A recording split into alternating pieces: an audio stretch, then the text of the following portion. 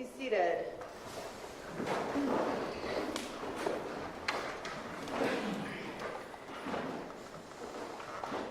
Ladies and gentlemen, at this time, counsel is prepared to present their closing arguments. As we have discussed in the past, closing arguments are not evidence, but they are counsel's opportunity now to review for you what they believe the evidence has shown over the last few days. So on behalf of the state, Mr. Kuhn. Thank you very much, Your Honor. Judge, may I please report? Good afternoon, opposing counsel. Good afternoon, ladies and gentlemen of the jury.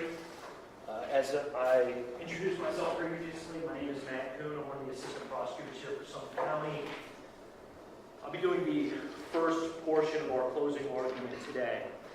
It'll be split up into two parts. I get a chance to try to direct your attention to some of the evidence that we've seen and heard throughout the last week. And then the defense gets a chance to submit for your consideration what they think are important pieces of evidence or things to focus on. And then my coworker, Prosecutor Shook, will get a chance to do a rebuttal. And so I know you folks have done a great job thus far paying attention, and we all listened to the judge's instructions regarding the law, and those were kind of tedious. It took a long time to read through that. It's not an easy process. When you folks agreed at voir dire to become part of this jury, you knew that this was your civic duty. Okay? It's not called civic fun time. It's a duty. It's a very solemn event. And in certain cases that are maybe less serious, we'll say, of less magnitude, there might be a little bit of joking around throughout the trial process. And there were maybe a couple lighter moments throughout the trial here. I think there was a comment about the Browns game Monday night, and a few folks sort of chuckled or something. But in a case like this, it's very difficult to joke around much. And part of that reason is because I want to appear as a serious person, a serious professional. And I believe I am. But part of it is that I do not want to insult any of the spectators on either side here, because this is a very serious process that we're engaged in here. This is very serious. It's not a joke for these two young men right here. It's not a joke for us. I'm sure it's not a joke for you. It's not a joke for these folks. And part of it is it's not a joke for Ethan. Okay? And I'm going to put my PowerPoint up here on the screen in a minute. And so I probably will just be sort of holding up some of the state's exhibits that we've used throughout the course of the trial. I won't be putting them up on the screen, but you'll have all these things back in the back. Okay? And I want you to take your time, and I'm sure you will, and go through them and give them that same due respect that they deserve.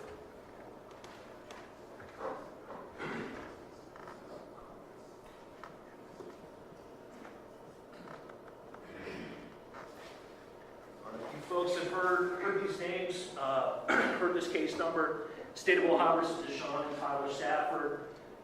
You know that's what we've been hearing all week.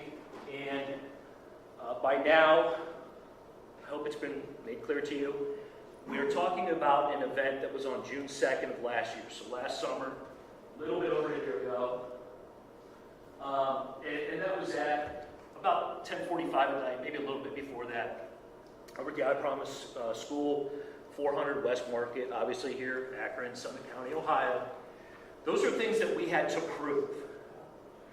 We couldn't just say, oh, this was at I Promise, and sort of hope or assume that everybody knows what that means. Proving where it occurred is part of the process, and so that's why we would oftentimes ask witnesses where it is. Oh, hey, is Akron in Summit County? Obviously it is, but we have to prove that so that can be demonstrated on the record. Okay? And we got witness testimony, I think undisputed testimony, that the Stafford brothers and their cousin Donovan were hanging out at the school, minding their own business. That's the tough part of this case. These guys were minding their own business and were sort of involved in a prank that Ethan and his friends decided to pull. They approached the school in a car at night in the dark, rolled up on it quick, hopped out, ran up shooting these splatterball guns. Not a bright idea. However, most pranks are not bright ideas. It was a joke. It was a goof. They shot the splatterball guns, and presumably it had the desired effect that the folks on the basketball court ran to the far end of it. They believed something was going on that they did not want to be a part of. Whatever it was, didn't have the marks of something good. They ran. At some point, however, it became clear to them. And we got testimony and reports that Tyler yelled out, "It's a fake gun. It's a toy. It's a prank. It's a joke." Okay? Perhaps rightly so.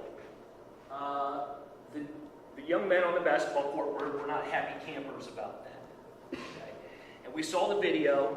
You'll have that back there for your consideration as well. You will have all the videos that we've watched.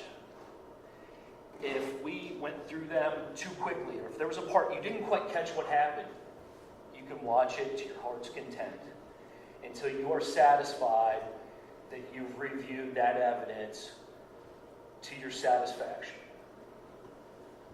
But the video shows that Ephraim and Mackay hop out.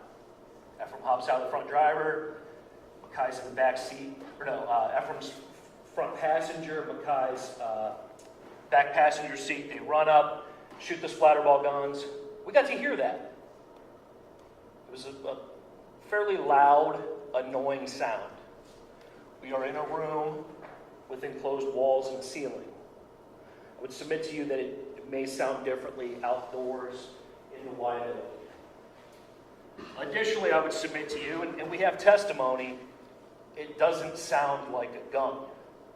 It might sound like something annoying or weird. It does not sound like a gun. It does not sound like a machine gun. Okay, when Ephraim and Mackay run back to the car, I think everybody's pleased that the prank has gone as expected. They caused the guys on the court to run, and that's how a prank goes. However, the gentlemen on the basketball court were not as pleased about it. And we see video of DeShawn approaching the car. And he's walking from the court. He has a basketball. And at a certain point, the basketball goes to the ground. I would submit to you that that's in the video. It may not have been clear when we're watching it on the screen here, but I would submit to you that you can see that happen as DeShawn walks past the passenger side of the car. He drops the ball and walks around the back side of the car to approach the driver, Ethan, who has now stepped out of the driver's seat of the car. I would submit to you that the purpose for dropping the basketball is because he is no longer playing basketball. Something else is about to happen.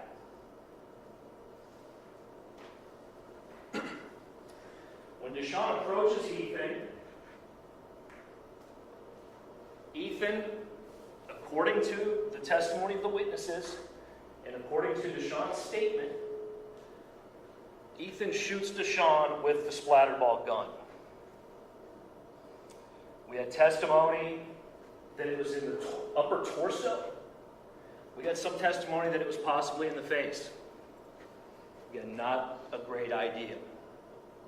However, we also had testimony that at that point, the kids in the car still believe that this is a funny prank, and they testified that they saw DeShawn's face, and he did not seem upset. He was grinning, or smirking, or laughing. And we heard testimony that he said, are you serious? Is this serious? Something to that effect. If I recall correctly, that was Lamarion who supplied that information.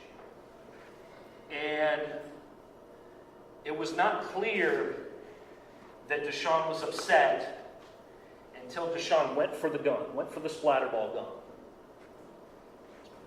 Understandable.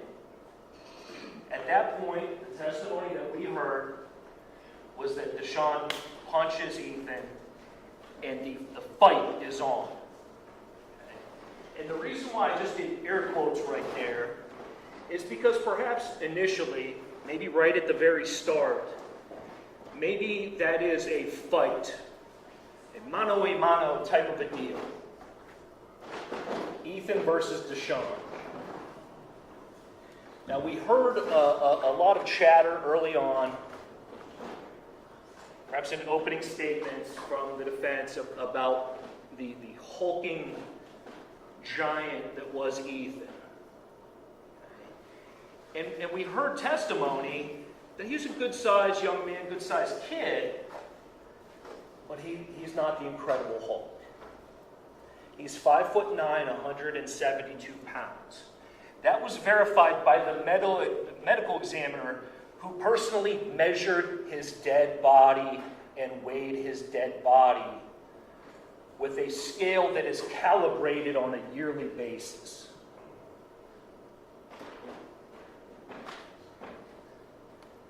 There was this physical altercation. It didn't last long as a one-on-one fight. Almost immediately, Tyler and eventually Donovan join in. We heard that it went from one-on-one quickly to two-on-one and three-on-one. Those are bad numbers. Those are bad numbers to be in a fight. And we heard testimony, and it's corroborated by not only the videos that we have, but also the physical evidence and the photographs that we have, that this fight, this assault, it sort of progresses down the parking lot. And we were all out there the other day.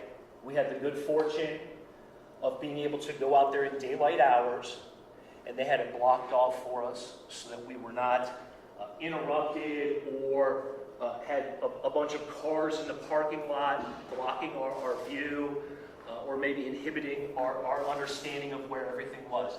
We had a great opportunity to walk around that parking lot and the basketball courts ourselves and see for ourselves the lay of the land. Okay? And the reason why I bring that up is because much ado was also made about the terrible potholes. The pothole defense, okay? or the sloped land defense. Okay? We were out there, we walked around on it. There's a gentle slope, a very gradual slope, perhaps the minimum to allow rainwater to seep towards a common area. It's a parking lot. Parking lots are inherently flat. But we heard the testimony that in that moment, when Ethan is outnumbered, okay, and by now he's away from his car. Imagine being in a fist fight and separating yourself from your mode of transportation.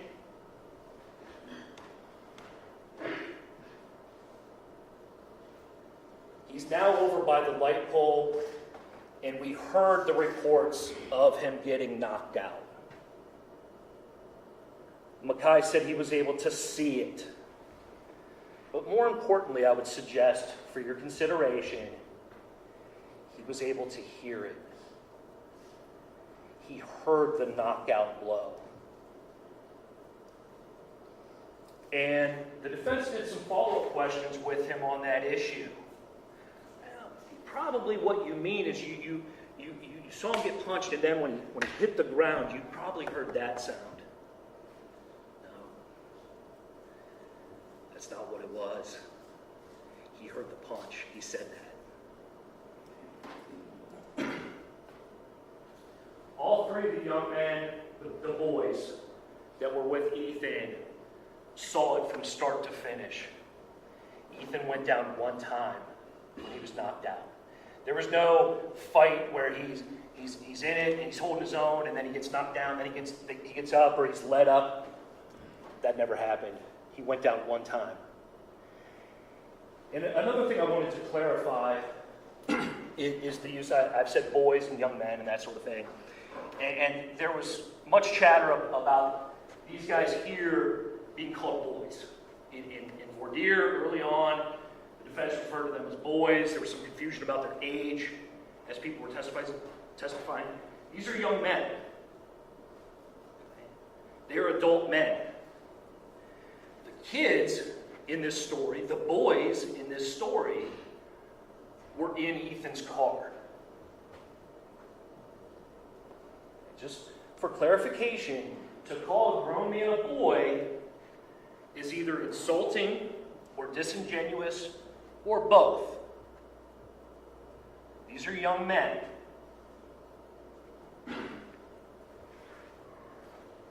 We saw that Ethan was dead at the scene there.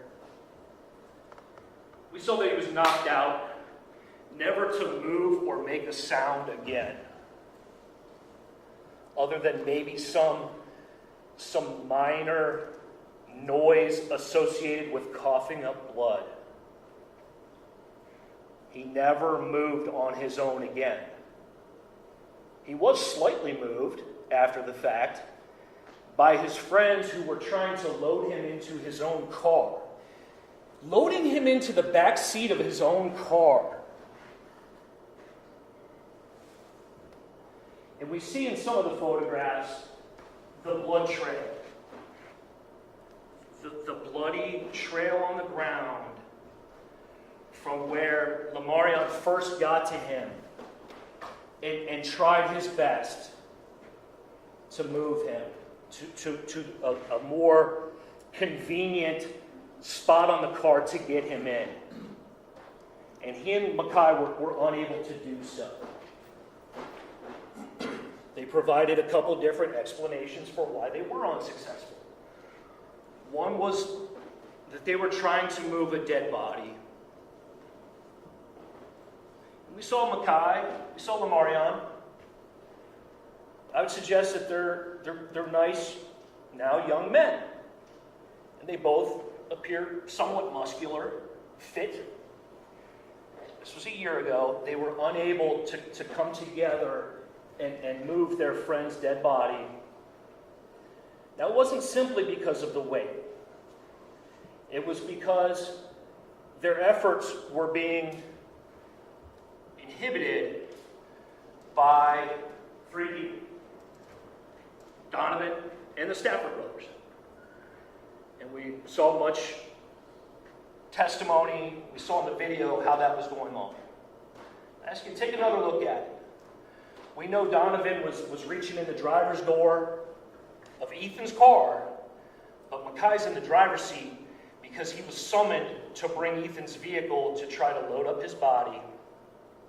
And Ephraim is in the passenger seat trying to make a 911 call. The reason why Makai was summoned, hey, bring Ethan's car down here, is because they knew it was bad. It was bad news right from the rip. Nothing good was going to happen next. They knew it was an emergency. They knew that this was a life and death situation. You don't call 911 just in case. Those are last resort type of behaviors. The other thing that's a last resort behavior is running home, possibly a mile, and hiding behind trees as you go because you are scared to death. I would submit for your consideration that not only is it significant that Ethan, was forced away from his vehicle, not only his mode of transportation, but maybe the thing in the world that's the most valuable to him. Some people are attached to their cars. Okay, some people are also attached to things like their wallet or their identification card or their cell phone. Okay? And when Ephraim and Mackay and Lamarion ran away from the scene, when they left the scene, they left their phones back at the scene. I submit for your consideration, that's a significant point to focus on. The very dire circumstances that they believed they were in. Okay. The judge has instructed you about the different charges. And you'll have that big stack of papers that the judge was reading from. And when you sit in those chairs, it might start to all sound the same to you. And it's maybe tough to fully absorb it and appreciate what the things mean. So when you get back there, you'll have to take a look. And I'm sure you will do so. But these are the different charges that DeShawn is charged with. Involuntary manslaughter, aggravated assault, another count of involuntary manslaughter, and a misdemeanor assault. Okay? And in the state of Ohio, the judge is going to give you these laws, but if you commit assault or aggravated assault and it causes the death of a person, that is called involuntary manslaughter. Okay, so there's one count related to the aggravated assault, and there's another related to the misdemeanor assault count.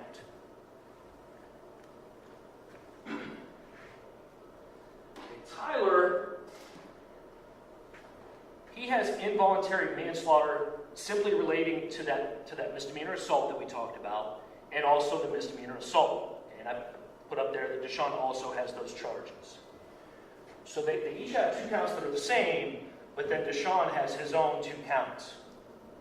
Because the evidence showed that he threw that knockout blow that caused Ethan to fall, never to recover from, never to stand up from. Before I move on, again, you'll have all these things, but I was talking about the boys leaving their phones. You have these images here. There's Lamarion's identification card and his shattered cell phone. They testified that their phones weren't shattered when they had them. It was only afterwards. And we see that in the video. We see when Tyler moves the car, he hops out and he throws one of them down and it's shattered. You'll have that evidence photo to look at. Additionally, a couple things to call your attention to.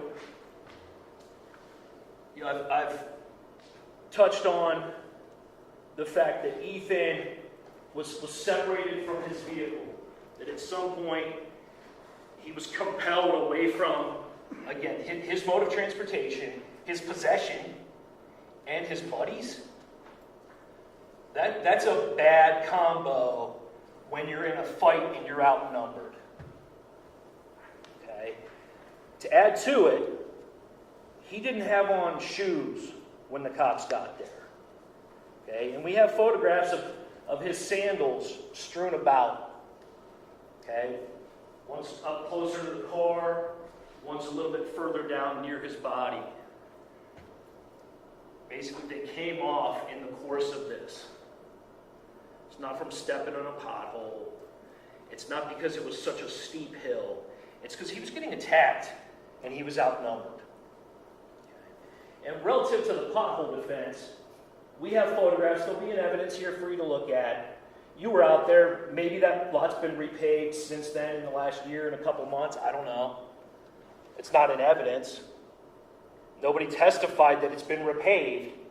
Maybe. Okay? But we do have photographs to show the condition of it. And I'd suggest to you that it's in relatively the same condition. There are filled potholes. There are not gaping potholes. This is the night of the incident. This is the night of the attack. There's no gaping potholes in the ground there. We do have Ethan's shoes. That's a pretty flat chunk of land right there. Okay. Additionally, I talked about leaving behind your possessions. Okay. And placard number 4, we had testimony that this is Ethan's wallet right here, next to the splatter ball magazine that would hold the Orby gel balls. This is his wallet at placard number 4. And if we look at the photo of the overall scene, we see that placard number 4, so that's the wallet and the Orbeez magazine, are over here. So going from his car, if he wanted to put those items there, he would have had to walk past the spot where his body lays, set them down, and then walk back over here where he would ultimately be found dead.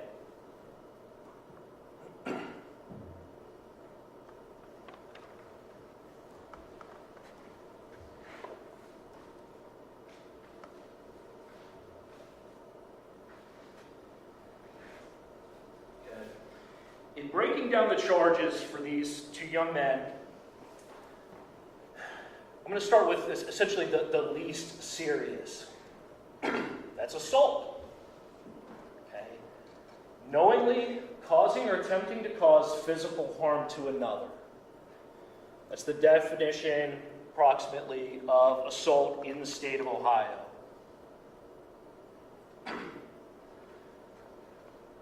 DeShawn and Tyler are both charged with that. Knowingly causing or attempting to cause physical harm to another, in this case, obviously, Ethan Lyon. And they're both guilty of it. This wasn't an accident. They did cause or attempt to cause him injury by punching his face, hitting his face. The physical harm. We saw the photographs. We saw the brutal photographs from the scene, from the night of the incident. We saw the other brutal photographs in the autopsy PowerPoint. We saw the injuries to his lips, both lips, and a bloody nose. Look at his lip. I asked the ME on purpose, hey, maybe that's just dried blood on his bottom lip there. Maybe it's not as bad as it seems. He said, oh, no. Those are injuries. That is not dried blood. His mouth has been cleaned up. Those are cuts on the inside of his lip from being blasted back into his teeth so hard that it cut the inside of his mouth. His upper lip was a purple, puffy mess. We also saw the blood still in his nose. The doctor couldn't tell us exactly how far up that bloody nose began. He said, yeah, it could be from one punch. Please use your common sense and think about whether those injuries seem like one punch to you. They do not. Likewise, I asked about the injuries to Ethan's eyebrow and forehead. And I hope it doesn't come across as though I'm yelling at you. That is not my desire. I'm hoping that you're gathering that I'm passionate about this issue, and a lot rides on it, and so I want to make sure that I'm hitting all the points I want to. So please, if I'm getting animated, I apologize. But everyone knew that Ethan was knocked out on the spot. Ephraim knew it, Mackay knew it, Lamarion knew it, these guys knew it, Donovan knew it. He was down for the count. There was some questions from the defense about a woozy boxer getting up after 20 seconds or something. It didn't happen here. He was down and it was over. He was dead. Everyone knew it. He never made another audible noise other than a sound related to coughing up blood and no movement. We have DeShawn's statement that he continued to hit him. I don't think he said whether it was a punch or something else. He continued to hit him. Okay? And DeShawn also explained that he got some injuries in this fight as well. Okay? And DeShawn told us through the interview that it was a fight. Okay? And something to the effect of either that he was fighting them or that we were fighting them. Somehow it was like maybe fair numbers or something. Okay? And there were maybe 4 guys total on Ethan's team. Okay? And maybe initially one would think, okay, there's 3 of us and there's 4 of them. I guess that's close. But became very evident very quickly the other boys were not jumping in. They were scared. They bit off more than they could chew when they engaged these strangers at the basketball court. They were not expecting probably any response. And when they got a response, they were not prepared for it.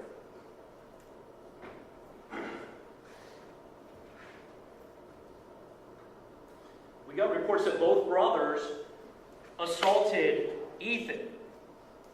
Everybody did. Donovan did as well. 3-on-1. Everybody was hitting him. Okay? Now moving on to the next serious charge. Aggravated assault. Okay? So this is a lot like the assault one we just covered, except now we get into serious physical harm. Okay? And only DeShawn has this aggravated assault count. And that's because he threw the knockout blow. Okay? He was offended that maybe he viewed it as being the butt of a joke or something, the butt of the prank. Okay? And he was upset about that. And it appears on the video that they all run, that they sincerely believe something not good is going on. However, we know that he finds out that it's fake. Either he gathers that on his own after some time goes by and there has been no sound of a real gun. There has been no bullets hitting anything. Or at the absolute latest, when Tyler yells out, "Hey, it's fake. This kid's messing with us. It's fake." Okay. And so there may have initially been some provocation by Ethan's group, by Ephraim and Mackay running up there and doing their little prank. Okay, and Ethan's part of that. He drove him there. It's his splatterball gun. He's a part of that provocation. And then, when DeShawn approaches Ethan, he apparently continues to shoot DeShawn. Probably upset. That'd be annoying. However, what came next was just so dramatically over the top. It's just not even a close call that it's over the top and not appropriate. Everyone was able to see that Ethan was unconscious and that he had gotten knocked out and blindsided. And DeShawn continued the assault. He continued to hit him. Okay? And so serious physical harm has a few different definitions. The judge read them to you, and you'll have them. But one of them has to do with physical harm with substantial risk of death. And during voir dire, the defense asked the jury, prospective jurors, about the notion of whether a punch is dangerous, if it's deadly or not, something to that effect. And one of the jurors who is not with us, I believe, explained about seeing a person get knocked out with one punch, getting hit on the side of the head, side of the forehead, and that could actually be very dangerous or deadly. Okay, so people know that. It's understood, okay, that there is a risk of death there. Okay? And the attorney even tried to maybe negotiate with the prospective juror about it. Maybe he didn't understand correctly. He stuck to his guns. He's like, no. I believe he said he was going to fight in the 70s or something, and saw it happen. But additionally, another form of serious physical harm is harm that involves some permanent incapacity. Okay? And here we have total incapacity where Ethan is knocked out. He is unconscious. Okay? And then it's like, well, okay, is that a temporary thing or is it a permanent thing? Okay? And for Ethan, it turned into a permanent thing. He was permanently, totally incapacitated. But my point there for you to consider is that even if these guys don't know initially that he's dead, that he's just knocked out, that's good enough for that definition right there. That would be a temporary total incapacity, being knocked out or being in a coma. Okay. And then also temporary serious disfigurement. We saw the injuries, the bloody injuries to Ethan's face and to his side. The mark on his side. That's disfigurement. Involuntary manslaughter for both DeShawn and Tyler. Okay? No person shall cause the death of another as a result of the offender committing or attempting to commit any misdemeanor. In this case, misdemeanor 1 assault. And the judge will supply the elements for you to consider. But their behavior caused the death of Ethan Lyman. Okay, they were committing assaults on Ethan. They were violently attacking him. It was not a fight. Fight's not the right word. They were attacking him. They were assaulting him. Okay. And the judge read an instruction related to complicity. Okay.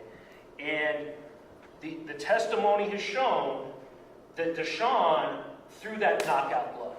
He might have done it like this. He might be right-handed. And it blindsided Ethan.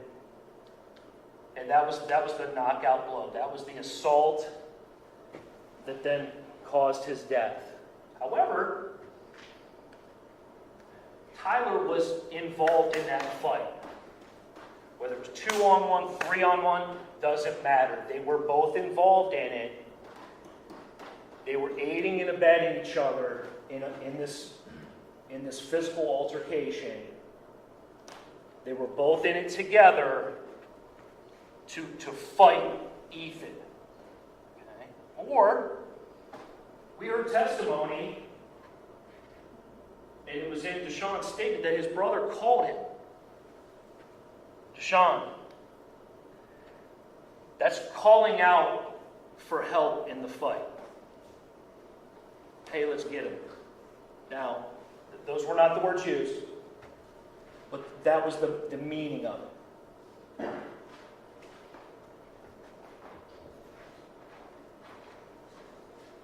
As I indicated, all of the testimony from Mackay, Ephraim, Lamarion, all of it was consistent that there was the knockout blow, but that everyone was hitting Ethan. Everyone was. Okay. And we saw the injuries. Those could not be the result of a lucky punch or unlucky punch or two unlucky punches. It's more than that.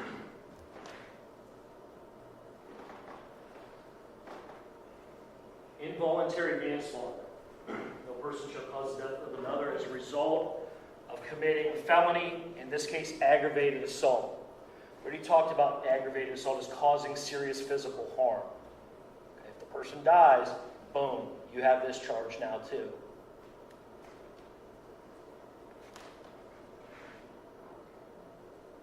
Cause death during the aggravated assault. The death was the natural and continuous consequence. It was the next thing in the sequence of events without which the death would not have occurred. We know that from DeShawn's own statements, that when he hit Ethan, Ethan went right to sleep.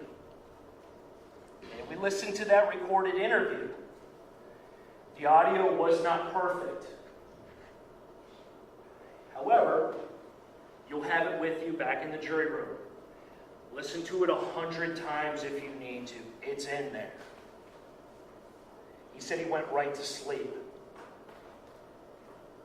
We also know that from Tyler's statement that that's what happened. And we know that the death was caused that way from statements from the medical examiner. He went into great detail about how once a person is unable to control their movements, once they are incapable of doing so, they are extremely vulnerable when falling. They cannot protect themselves or do movements to guard themselves. They're in an extremely fragile position at that point. Ethan was in that point when he fell, and when he continued to get ground and pound on the ground afterwards. We probably learned what ground and pound means. Lamarion used that phrase, and he explained what it meant. That after Ethan was on the ground, no movement, no sound, that the person attacking him continued to hit him. That is consistent with the statement that DeShawn made. He said he did that.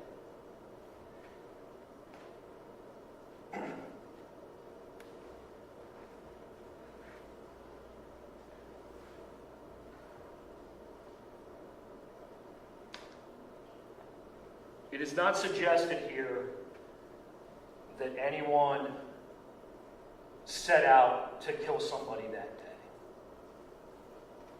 As I indicated, it's a very tragic situation.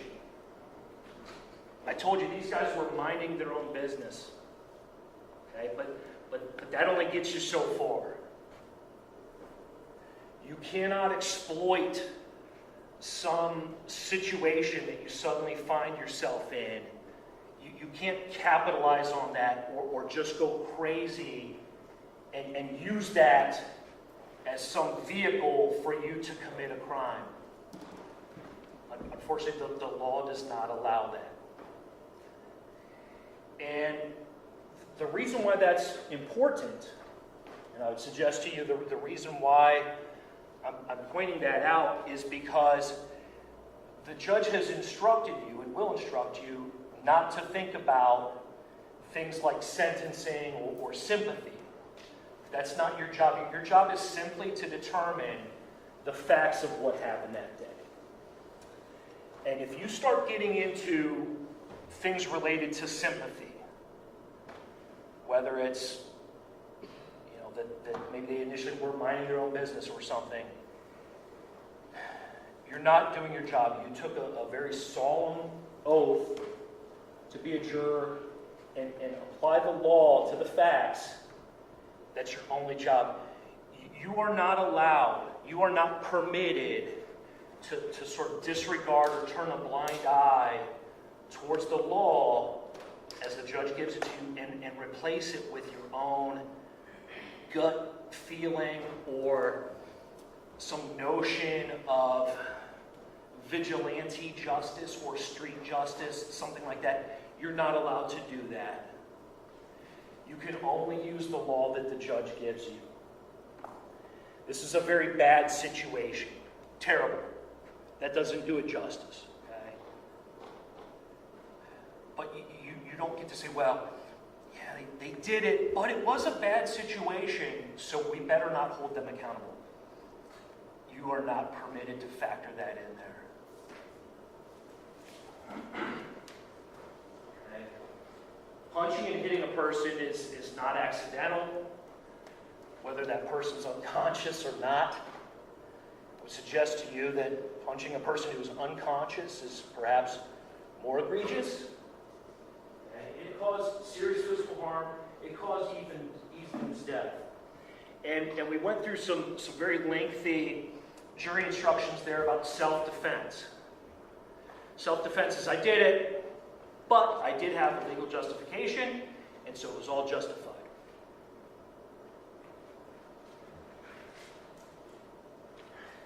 In the state of Ohio, in order for the state to overcome a claim of self-defense, the state must prove at least one of the following. Could be more, but we just have to prove one of them. That's the threshold. Okay, and so the state has to prove, it has proven that one of these four, that the defendant was at fault in creating the situation, giving rise to the affray.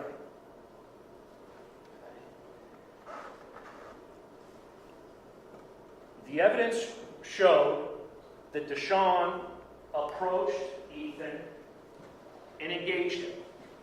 And then shortly thereafter, Tyler and Donovan did the same. The evidence also showed that DeShawn threw the first punch. That is the uncontroverted evidence. There was no other testimony to contradict that. The first punch was thrown by DeShawn. Done. Lamarion said it. He was certain of it. I would submit to you that you could very easily find that the defendants were at fault in this situation. Okay. Next, the defendant did not have reasonable grounds to believe that he was in immediate or imminent danger of death or great bodily harm. Nobody at the basketball court was in danger of death or great bodily harm. Okay. If they had any concerns about that initially, those were gone by the time DeShawn came over to the car. It was clear that it was a prank, that it was a joke. Ethan posed no physical threat to anybody there that day. He had his splatterball gun. He was not interested in a fist fight. He was not dressed appropriately for a fist fight. Okay, and then the defendant did not have an honest belief, even if mistaken, that he was in imminent or immediate danger of death or great bodily harm. Same kind of an idea here. Okay, and I'm going to touch on that in a couple slides here. But also the last one, and I would suggest is for your consideration, is probably the most significant one, is the unreasonable force. Please really give that one some consideration when thinking about the evidence that we've seen and heard here this week. Okay, and there is another one about duty to retreat that does not apply to this situation. Okay, the defendant at fault in creating the situation. DeShawn immediately, I called it up the ante. He immediately turned this thing from a stupid prank into a fist fight. Okay. And Tyler immediately jumped in to help his brother. Okay. A couple things. It did not need to be a fist fight. That was not necessary. Okay. It definitely didn't need to be a 2-on-1 fist fight. And it really didn't need to be a 3-on-1 fight. And I mentioned calling it a fight is insulting. That's not the right word for it. A fight insinuates that there was some sort of contest. Okay. The next prong of this test here. It was not reasonable grounds to believe immediate danger of death or great bodily harm. Okay. Neither of the Stafford brothers were in danger of death or great bodily harm. Ethan was outnumbered no shoes on. He was separated from his buddies. He was a sitting duck. It was a 2-on-1 fight and a 3-on-1 fight. Okay? Some people might call it an assault with a toy gun. That's what he called it. He called it that. It was basically an assault with a toy gun. And that was one of the spots in the interview that it was sort of quiet. You sort of had to focus to hear him say it when he says it. And I asked Detective Hornacek about that to follow up on it, just in case you all didn't catch it. Listen to that interview again if you need to. I believe it's at the 1 hour, 34-minute mark, as I said up there. It's on there. He said basically it was an assault with a toy gun. He didn't say it was an assault with fists. He didn't say, yeah, it was a fist fight. It was mutual combat. You know, I told him I was going to beat him up. He told me he was going to beat me up, and we tried. Nope. Assault with a toy gun. No one at any point has given any indication that Ethan's buddies jumped in or attempted to jump in. It's a sad fact of this case. When we envision ourselves doing things and how we would react in a certain situation, you might envision that you would be a hero and you would charge right in and get your buddies back, and you would do what you could to help them out. But unfortunately, for everyone, for mankind, a lot of people freeze up. They don't know what to do. And another reaction that some folks have is flight. Okay, we ultimately saw that as well. So initially we see the three boys, Mekhi, Ephraim, and Lamarion, essentially freeze. They're like, uh-oh, this ain't good. Lamarion runs over. By all accounts, he gets the closest. He goes to where Ethan is on the ground. And he told us that he would end up touching him. But before we get to that part, he said he touched the back of one of the brothers. Okay? And he didn't know exactly which one, but it was the one doing the ground and pound. It was DeShawn. He touched him, and he said DeShawn flinched at him. And so Lamarion felt he had no choice but to back off.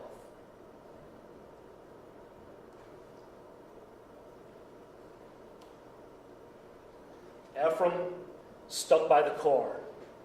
He didn't know what to do. He was armed with a splatterball gun. Okay? And a number of times throughout the trial, we heard questions referring to it as a weapon.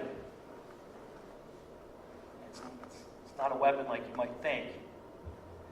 If you think it's a weapon like a gun, you are sadly mistaken. That is a toy. Now, it is an object, so I suppose almost any tangible object could theoretically be a weapon, and we did hear testimony about it being used as a weapon by smashing it on Ephraim.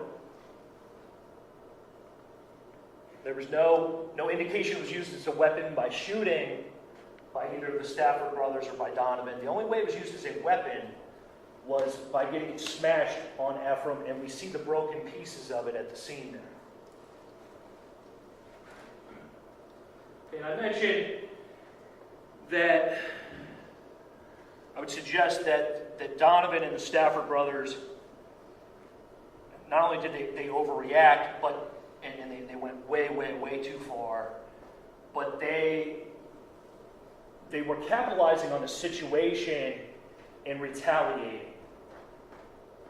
Okay? It extended something beyond whatever vague or sort of initial sense of justification or self-defense, it went beyond that into retaliation. And that is the word that Lamarion used. There was some questioning about it being self-defense, and Lamarion chuckled and referred to it as retaliation. This wasn't, oh, I'm scared, oh my heavens, This was ground and pound.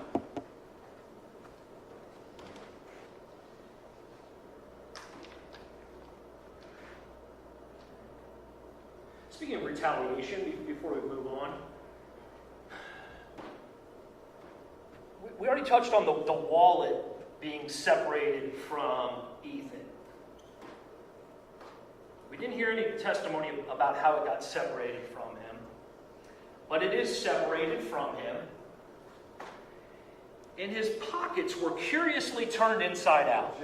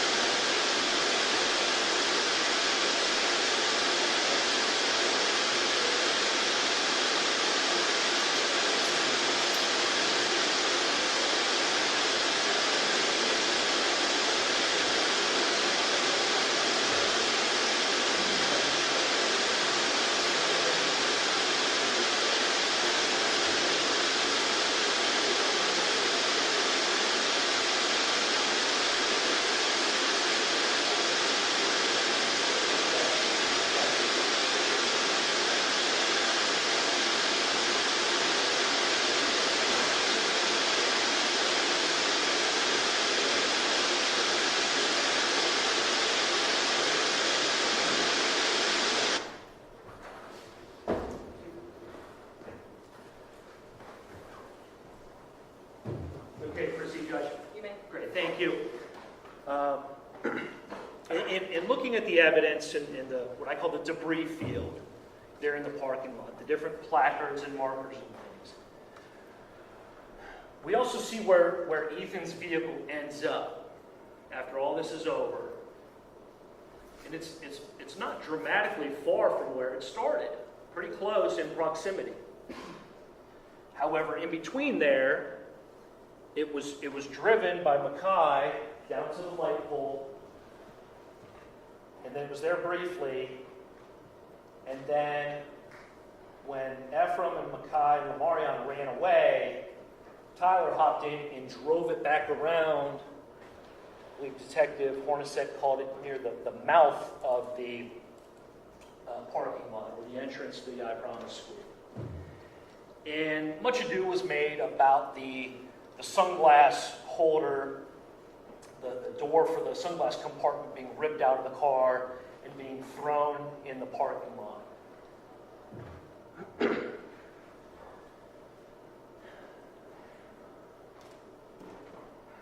There's no self-defense that relates to that, folks.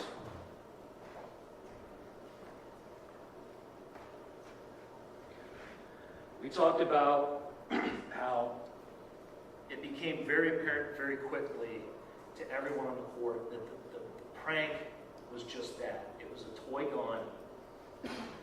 At the absolute latest, Tyler yelled and made it known to everyone. Okay. And then we talked about unreasonable force. Okay, you can use force necessary to protect yourself. Okay. That's A-okay. And one could maybe buy into the notion that a punch would be necessary to stop someone who is continuing to shoot you in the upper torso or even the face with a toy gun. Rely on your collective life experience about what force would be necessary to stop someone from shooting you with a toy gun. In this case, the reaction, talk about the retaliation, was greatly disproportionate to whatever apparent danger that Ethan immediately posed or that he initially posed. Okay?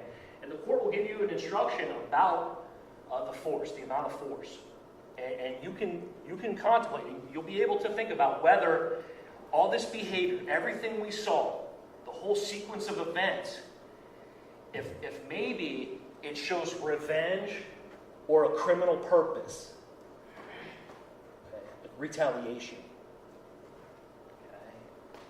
Okay. And we heard from Lamar, it's retaliation. We heard about the ground and pound on an unconscious person. Okay. What injuries did the Stafford brothers have? We don't have any report of any injuries to Tyler. Nothing. Not a thing. DeShawn does say he was injured. Okay? And he told the police his version of events. Okay? And he explained his injuries. And if you watch the video, he sort of, motions to his arm and suggests that the scab on his arm is related to an injury. Okay.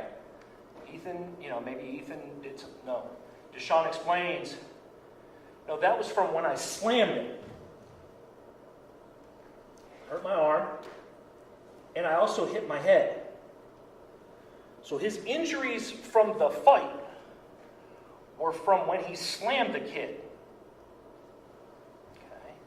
But he had some more injuries. He had injuries to his other hand, to his right hand.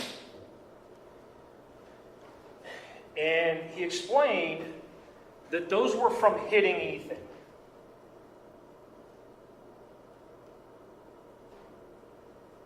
Those were his injuries. The ones he got when he slammed Ethan on the pavement, and the ones he got from punching Ethan.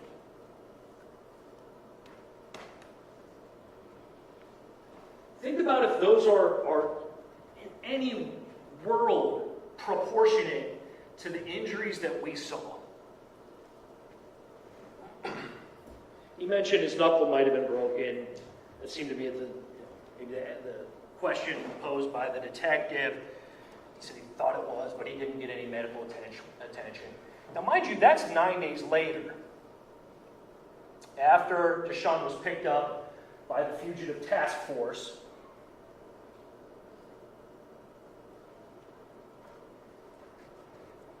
And we heard about the splat ball gun that was collected from 515 North Howard, and that was DeShawn's, that was where he stayed, that's where the gun was, that he collected as evidence, like a junior detective or something. He collected evidence by his account. He collected it, but then he didn't do anything with it. It was only collected 9 days later at the insistence of APD.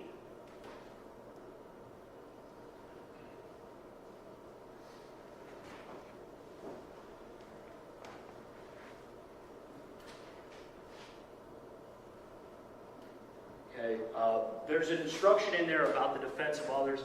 It's very similar to self-defense. Same notions apply. The same arguments apply. I don't want to go crazy here and go through everything again in the same amount of detail. But the same kind of a thing. You have to have reasonable grounds to believe that the person was in immediate danger. Okay, or it has to be an honest belief. It can't be phony baloney. That's why that rule's in there.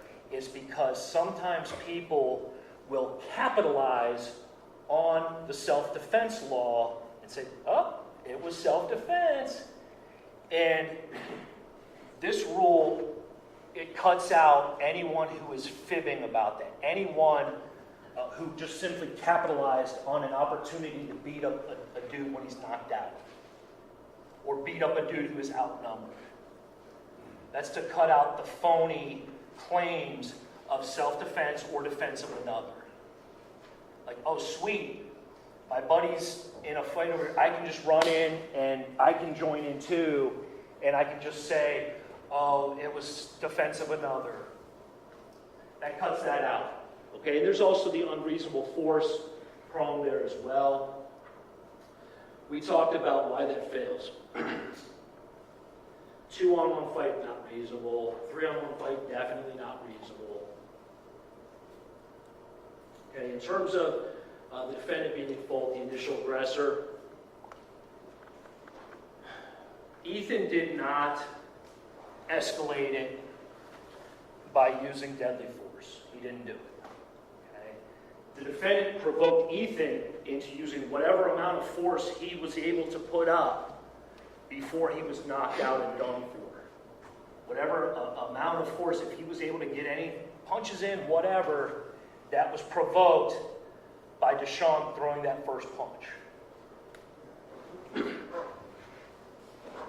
Okay, you do have a duty to follow the law, as I said. You must follow the court's instructions. Okay,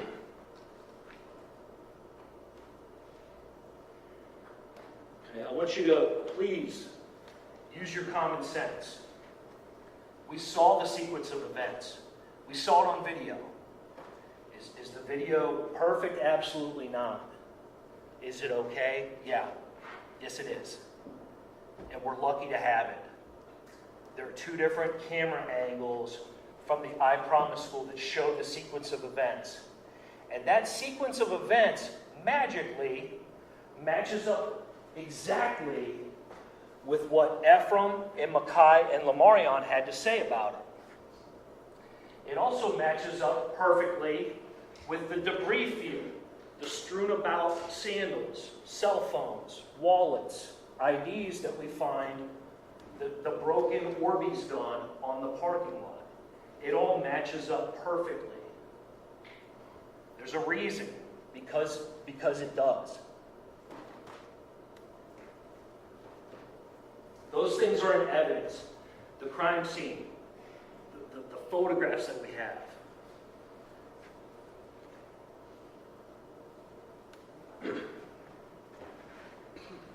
Okay, what is not in evidence? Statements by the attorneys. Okay, so if somehow one of the questions by the attorneys was that the Orbeez gun holds 20,000 pellets, that's not in evidence. You did not hear that from any witness. It's not in evidence. If somehow you gathered that there was a TikTok challenge, nope, not in evidence. Not a single witness testified that this was some challenge. It was a prank.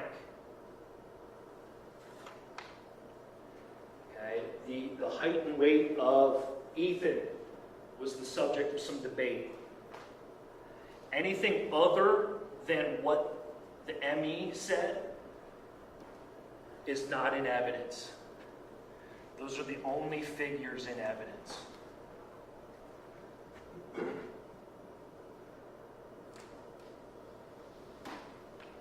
Some notion that the confession is not real, that is not in evidence.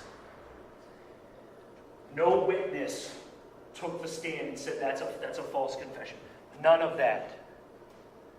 The only things in evidence are the eyewitness accounts that show that DeShawn did it with his brother's help, and DeShawn's statement himself that he did it. This notion that because a couple of the boys mixed up the name of the first guy to come to the car is irrelevant. It is inconsequential. That is not a consequential fact.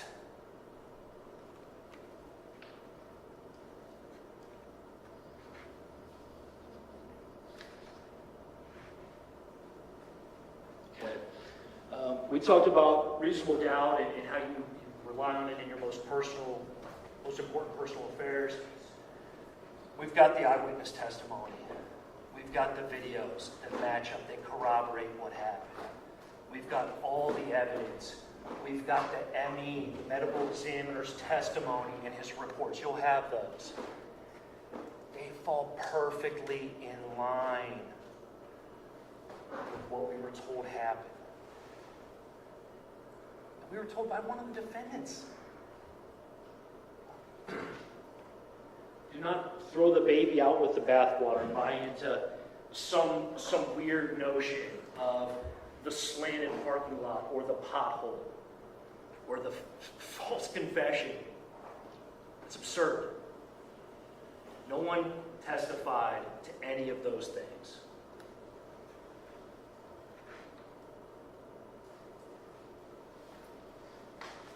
When you retire to deliberate here shortly, I'm asking you to find the Stafford brothers guilty of their indicted offenses. Thank you. All right, thank you, Mr. Kuhn. We have been going for almost an hour and 15 minutes, so before we proceed, I am going to give everyone just 10 or 15 minutes for a comfort break.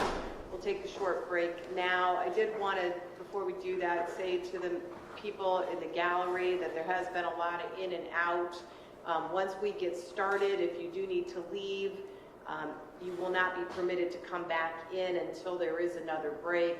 There is an overflow room that you can go into if you do need to leave. It is down this hall into the annex and down one floor onto two in the visiting judge courtroom right outside those elevators. So if you do need to leave in the middle of a closing argument, then proceed to the visiting judge courtroom until we take another break. At this time, we will take that short break. All right.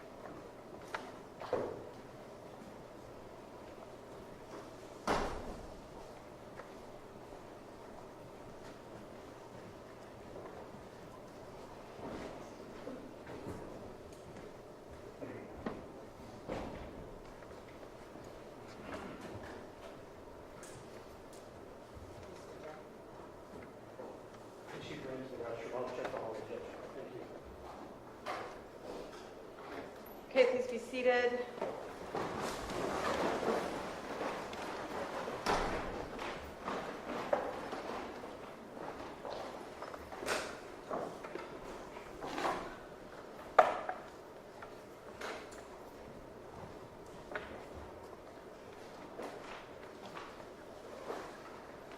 All right, Mr. Sin, you may proceed.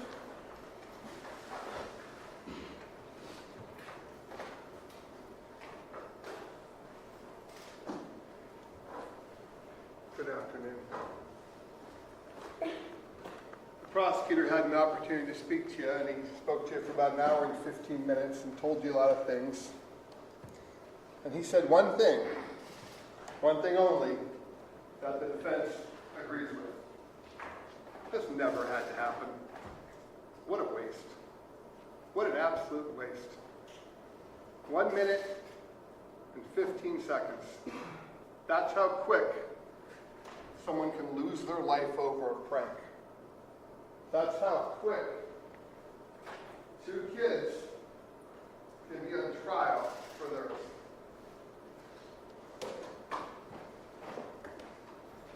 Half of that's out in the dark in the parking lot. My name's John Sin, and on behalf of DeShawn, I will apologize if I did anything or said anything that hit you guys the wrong way. I know I can be hard to take, but don't hold anything I did or said against DeShawn. He doesn't really have a say in this. He's living a nightmare. 15 months ago, DeShawn went out to play basketball. 9 days later, he got dragged out of bed by the U.S. Marshals Task Force and chained, naked to a table, no shirt, no shoes. For the last 15 months, he's still chained to that table. He's chained right here. He's chained to the table by a system that has to hold somebody accountable. Somebody has to pay.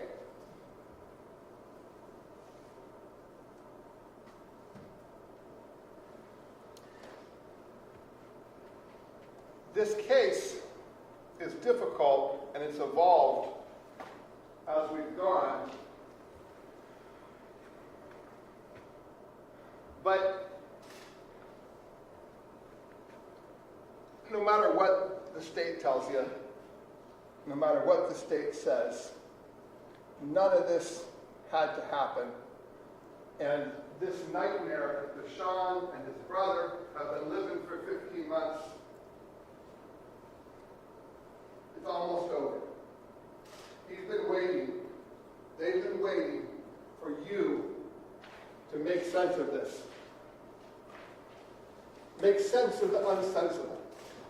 What happened here? What happened when a beautiful, popular, promising kid dies? It affects the family, it affects the community, it affects the high school, it affects everybody. And there's a need to hold someone responsible. And that's why, after this happened, the police came out so heavy. That's why there are press conferences. That's why you heard about all this stuff about hate crimes and stomping to death and violent attacks. Things that we now know aren't true. We heard from the medical examiner, we've seen the evidence. What you thought you knew coming in, what we all thought we knew, none of that turned out to be true. Why?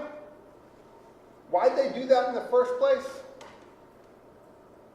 Because someone needs to explain the unexplainable. Someone needs to pay for what you can't pay for. It's a hard reality that sometimes you send your kid out on the first day of summer, the last day of school, and sometimes they get full of testosterone and THC, and like boys will do, They get up to no good, and they fight, and they punch, and they get punched, and 999 times you get your kid back, and every once in a while you don't. 1 in 100. 1 in 100, your kid hits his head in just the right way. And rather than say, man, that is just a tragedy, just what a waste. What a waste of a young life. What a prank gone wrong. Rather than say that, rather than acknowledge that sometimes you just can't make sense of things, they just don't add up, life's just not fair, someone's got to be blamed. So you drag them in and you chain them to a table. This investigation, this case, it evolved. We all did this together. We're all in this together. To me, these nice kids are clients, to the prosecutor of the cases, the judge, and the court reporter. We got court next week. To you guys, it's your civic duty. But to these kids, this is the most important day of their life. They've been in a nightmare, and you're the most important people they're ever going to know, because you got the keys to end this. Now, I know that we're throwing a lot of stuff at you, and I know that you're hearing all this stuff like self-defense and involuntary manslaughter. You're going to get the jury instructions, guys. You're going to have those. You're going to have all of this. You're going to have that in front of you when you go back there. But when we were promised this case, it was all wrapped up with a big bow on it. It was perfect. Cops got this horrible thing happened. The community is outraged. A good kid is dead. Let's find these animals. Let's go out there and grab them. And we grab them in. And 9 days later, it's all wrapped up. Wrapped up with a bow. And we came in here, we all thought we knew what happened because, hell, his friends told the police what happened. DeShawn made statements. It's all wrapped up in a bow. 9 days later, and 9 days later, as soon as DeShawn got dragged out of bed, the investigation's over. Here's your case, wrapped up. And it sat for 15 months. And we unwrapped it together. And what did we find? Nothing. Nothing. The box fell apart. The case fell apart. 2 out of the 3 witnesses changed their story in a substantial way. We don't know what happened here in the dark. Have you ever heard that saying? What you do in the dark will be brought to the light. We've all heard that. But what does that mean? Who brings it to the light? Whose job is that? If something bad happened, if a crime was committed, whose job is it? Whose job is it to shine light into that parking lot so you can know what happened in those 30 seconds that are so crucial? This is the government. This is the police. This is the role they've chosen. This is the job they've got. They need to shine a light on this. You need to have a light shined on what happened in that dark parking lot. They're going to ask you for a conviction. And they're going to pretend like everything is normal. Like everything happened according to script. Like the fact that 2 out of the 3 witnesses can't identify the right person. I'm not trying to tell you that DeShawn didn't walk up to that car first. I'm not trying to tell you that Donovan did this. I can tell you when this first started, I would have never thought we'd be having that because I took the boys at their word and I read the police reports. Now I'm not so sure. I object, Your Honor. Attorney Sims' sureness about the case is not a question for the jury. Sustained. You can't be sure. Why? Because everything changed. When I stood up here in opening statement, we talked about self-defense. We're going to talk some more about it. But the fact is, if 2 out of 3 kids can't even identify the first kid that came up to the scene, can you rely on anything they said afterwards? To just pretend like everything's normal, that that's the way it's supposed to be. They had a year to get this together. They've got a year, 15 months to prosecute these boys, to suck them into this system and keep them there. Because we need to keep them there, because someone's got to pay, and the kids don't even have their people right. Why? They're high. They're probably high. If they're not high, they're kids and they're scared. And everybody's scared about what happened, and everybody starts lying. And you start hearing about a pounding ground, pounding ground, pounding ground. Funny the medical examiner didn't see that. We have medical testimony. How is that possible? This was a stomping. Ethan was stomped to death. His head was caved in. Brain matter spilled in the parking lot. Is the medical examiner lying?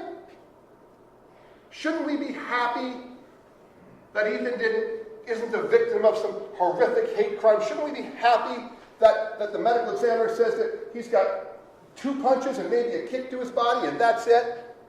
He's not beaten from head to toe and stomped to death by violent, crazy people that don't wear shirts and don't wear shoes. These 2 kids weren't looking for trouble. Trouble came looking for them.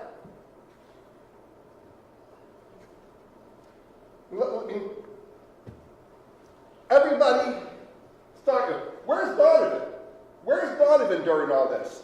How did Donovan get out of this? How did the other boys in the car get out of this? Who started this?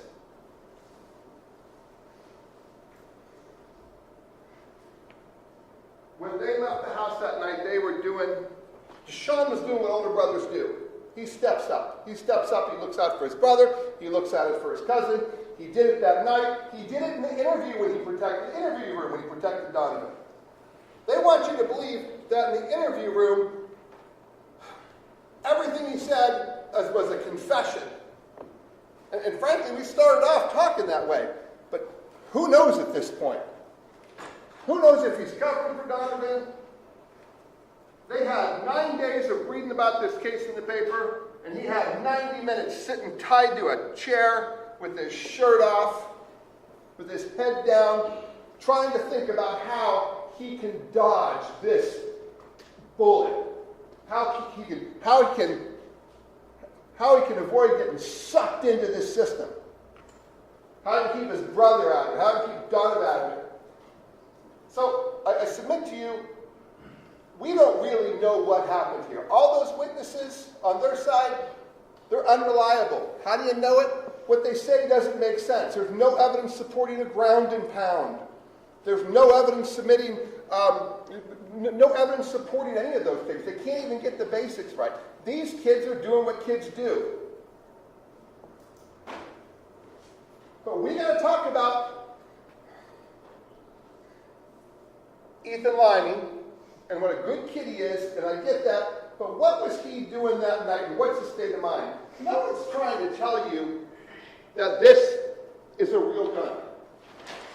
We're not trying to say that. I think it's pretty clear. For a hot minute, everybody thought it was a real gun. But let's talk about Ethan and Ephraim and what their night looks like. It's the last day of school. Summertime. Ethan and Ephraim are making plans, and they're nice kids, and they're doing what kids your kids with nice families do. They're going to go out. They're going to have fun. It's warm out. They're going to smoke some weed. Ethan's going to sell some weed. He's going to show off a little bit, and he tells Ephraim, "Get your splatter gun." Why? What's the point of that? Why get your splatter gun?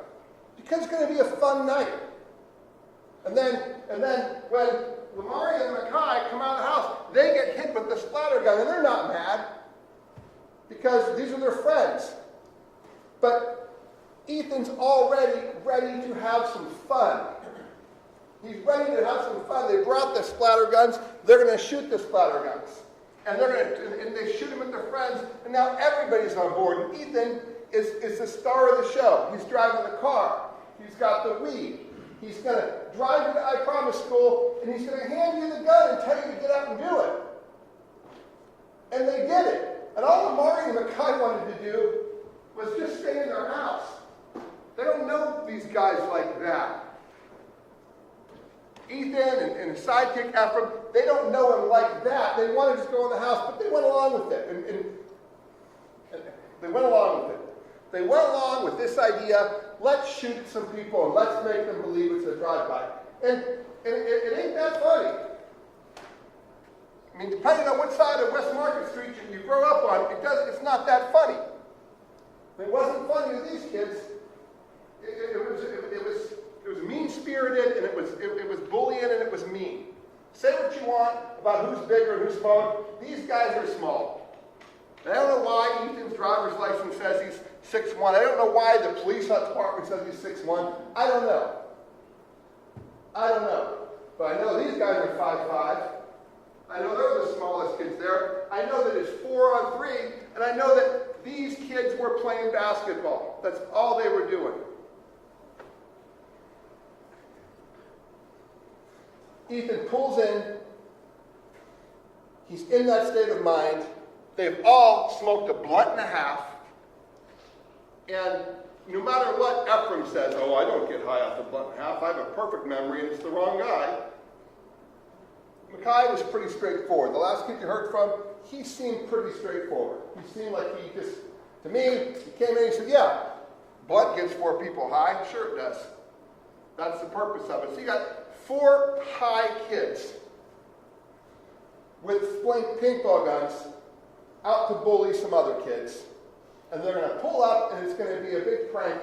And it could have been. It could have been hilarious. Well, it didn't have to be deadly. It could have been right out the window and go forward. That's what they thought they were getting into. But that wasn't Ethan's choice that night, because Ethan is on his first night of summer, and he's having fun, and he's showing up for some friends, and he tells them to get out, and they get out, and they shoot these kids, and these kids run for the gate.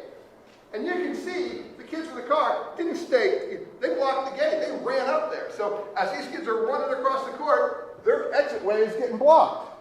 That's a little scary. No one's trying to say they thought it was a gun the whole time. But what I am trying to say is, you got a right when someone shoots you with this damn thing to go, are you serious? Are you serious, dude? Come on. Am I being pranked? Is Ashton Kutcher going to jump out on these kids and tell them they're on Punk'd MTV? No. They don't know what the hell's happening, but it's reasonable that someone's going to go up to them and say, what the hell? What the hell? And that's where Ethan could have drove away. That was a choice he made, to drive away. Could have done that. That was the plan, man. What's the purpose of getting out? I think the prosecutor will tell you the purpose of getting out is to let him in on the joke.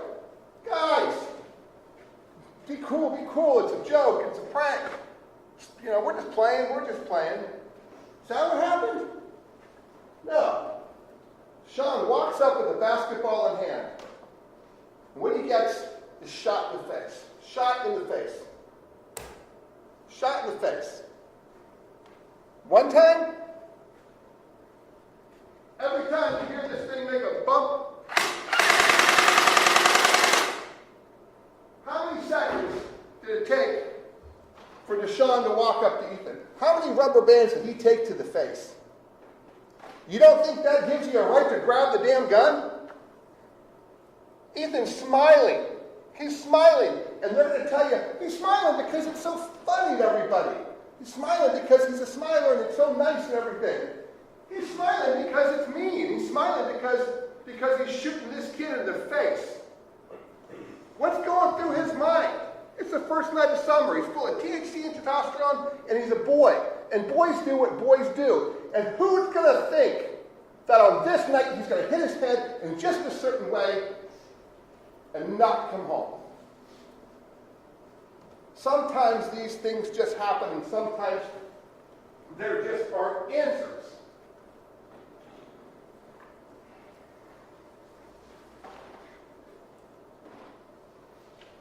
The prosecutor stood up here doing his job and telling you that everything is normal and everything's fine.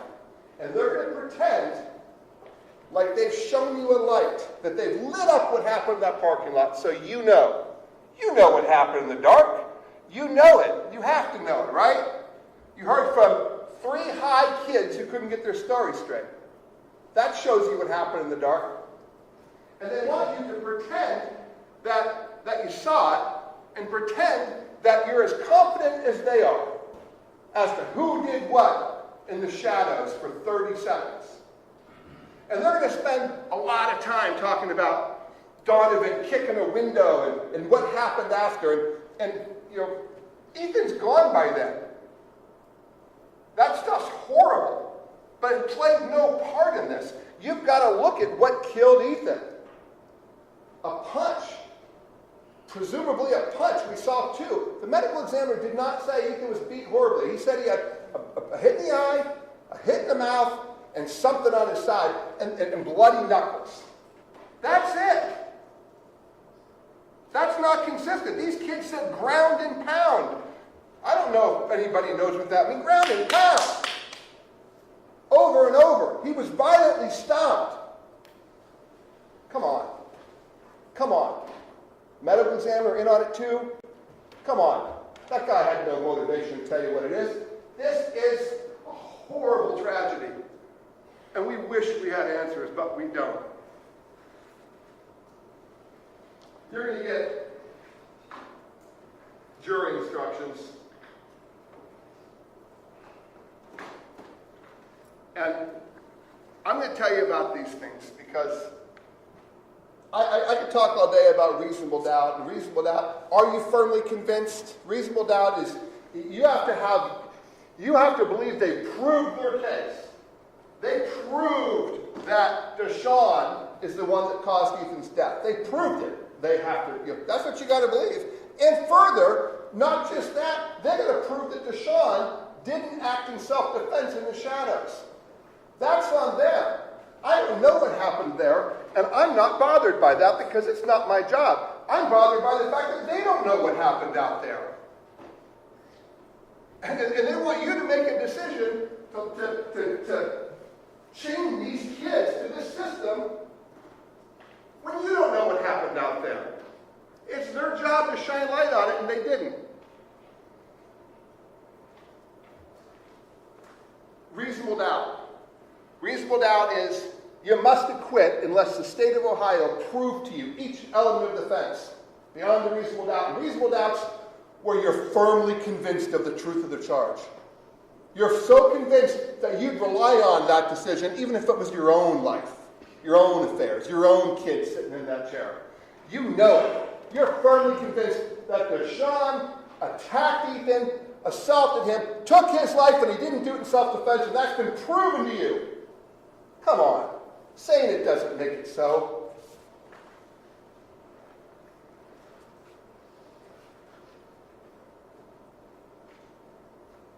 There are jury instructions. And I talked to you in my opening statement about how you do a case like this when you've got all this pressure from family and friends and Ethan's family and DeShawn's family and the cameras here. How do you do it? Do you just go with your gut or decide? That's part of it. But it's a math problem too. You got a math problem. You got to work the equation. These are jury instructions. She read them to you, the judge, and maybe you're better than me and you understood every one of them and you know exactly what was said and who. I don't. I can tell you though, you're going to go back there and you're going to do the math. And you're going to hear some things about what they had to prove in order to successfully bring these kids into the system. What do they have to do to get their conviction? We don't have to do anything. We don't have any burden whatsoever here. We don't have to do a thing because if they're going to make these accusations on behalf of the government, then they need to bring some proof. They need to shine that flashlight. And again, I submit to you, this investigation was terrible. Nice guys, nice people. You don't check a cell phone? You don't turn on a cell phone and see what was said? This investigation was closed 9 days later. They got DeShawn, they locked him in a room, they got his statement, and we're done. And we don't want to hear anything to the contrary because everybody's happy now. The chief's happy, the family's happy. We got the bad guys. We got them. Ethan's a victim here of these rotten kids who are waiting for someone to stumble onto their turf. That's the implication. Stumble onto their turf and get killed. That ain't what you heard. That ain't what you heard. What you're going to hear is the stretch that the prosecution has gone to try and get some charges to stick.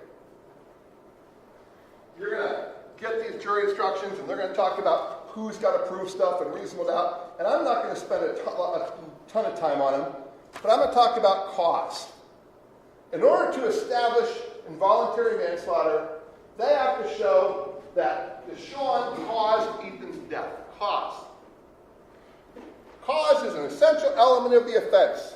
Cause is an act that in a natural and continuing sequence directly produces a death without which it would not have occurred. Do we actually know what happened here? I get that the prosecutor thinks that we're full of BS talking about a parking lot. He may or may not be right. But the fact is, Ethan's backing up. People are saying Donovan's punched him. None of the kids, none of those witnesses from them could say DeShawn did it. The only one saying that DeShawn did it is DeShawn. And we know he's covered for Donovan. But who knows? It's their job to show it to you. Did they trip and hit his head backing up during the fight? I don't know. Probably not, but there's potholes there. Say what you want. Did see the pictures. Did someone else knock him out? Who knows? Come on, how come none of the boys saw that? What's up with that? You see everything else, but you can't tell us who saw it, who hit him? What did they see? How high were they? Where were they sitting? Cause. You have to be firmly convinced. You have to know that DeShawn threw that punch. You got to know it. And at the beginning of this case, before we unwrap that empty box, I would have said, yeah, absolutely. It's a self-defense case. Of course DeShawn did it. Who knows what happened in the dark at this point? But I submit to you, if you don't know, that's reasonable doubt.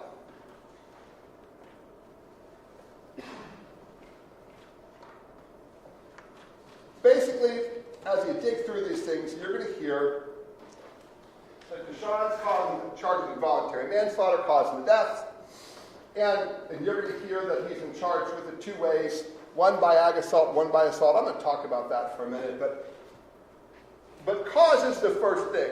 You got to get through that. If this were a regular case, the state's got to prove it. They put on the evidence. If you think that DeShawn threw the punch, then he caused it.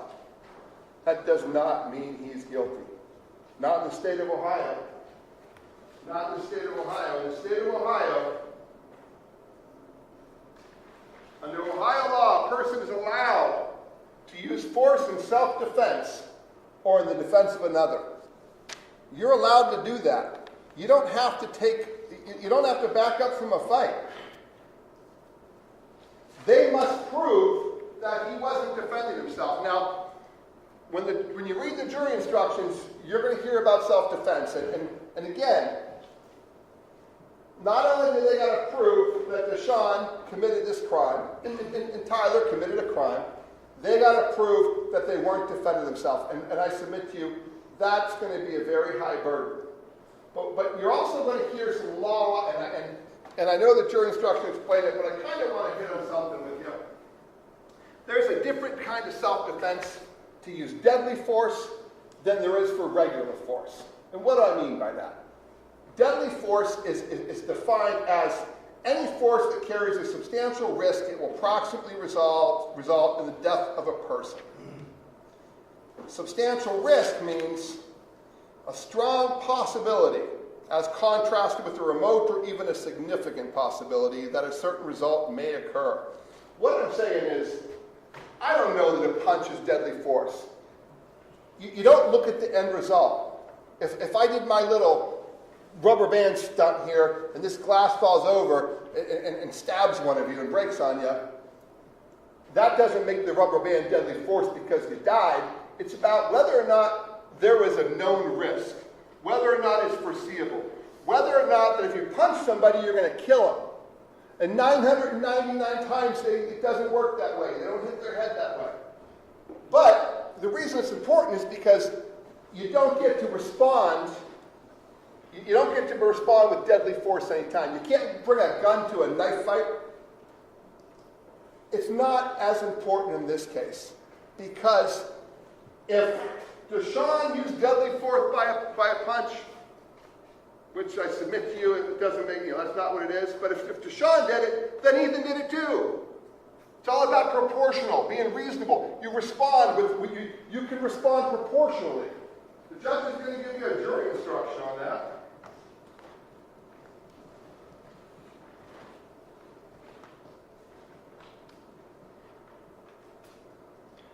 A person is allowed to use force that is reasonably necessary under the circumstances to protect himself from danger. So here's what we're getting at. Did DeShawn use deadly force? If a punch is deadly force, then I submit to you he was facing deadly force. If a punch isn't deadly force, then he wasn't facing deadly force. The reality is, he met a punch with a punch. He met getting shot in the face with a dozen rubber bands with the struggle. That's reasonable. That's not bringing a knife to a fist fight. That's not what the law is talking about. These boys fought, and no matter how you look at it, the state of Ohio has not proved that this wasn't self-defense. And that's their burden. You heard, Sean's big brother. They're minding their own business. They even say they're minding their own business. They're minding their own business. And no matter, you can drag them out shirtless, you can chain them to the table. These are nice kids, and he's a big brother, and he looks after his little brother, and when Tyler says, Sean, when DeShawn's been hit his head to the point he throws up, struggling with Ethan, and now Ethan is getting ready to go after Tyler. Think about whose state of mind is whose that night. These boys are playing basketball. Again, they brought a basketball. The other kids brought this. Look at their state of mind. Ethan got out of that car to do what? To fight. To fight. It's the first night of summer. That's what boys do. That's what boys have always done. And when he went after Tyler, Tyler got put to the ground. Sean got put on the ground, or he hit his head. Then he turns on Tyler, and now this kid says, Sean comes up, and if you believe one of the witnesses, not the other three, either Sean or Donovan punches Ethan, and that's it. That's the end of the story. That's the end of the case. And the question is that self-defense? Is it defense of another? You can defend yourself and you can defend your family. That's what we're saying here.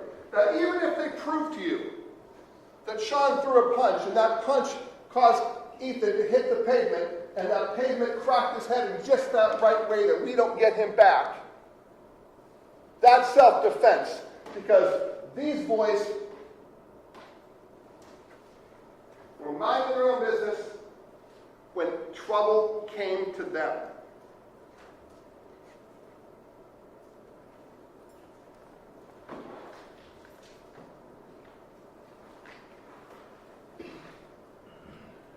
You're going to hear a lot about what happened after Ethan went down. And the medical examiner said he's gone. And they want to talk about punches and kicks and ground and pound. And I'm not saying that none of that happened. But I'm saying the medical evidence is what the medical evidence is. If you hit somebody, there are marks, and the medical examiner can count them out for you. And we're not talking 10 minutes. We're talking, how much time? A minute and 15? How long did it take for the kids to walk out with a gun and walk back? And then how long were they in the dark? How long was 30 seconds? 30 seconds in the dark? That's how quick you lose your life over this nonsense. That's how quick you can be sucked into a system. Nonsense.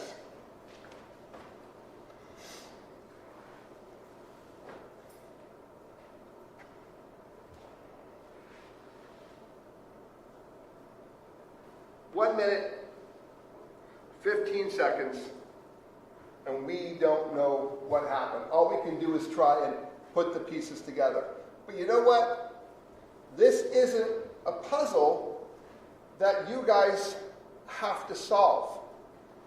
This is a puzzle they have to solve for you.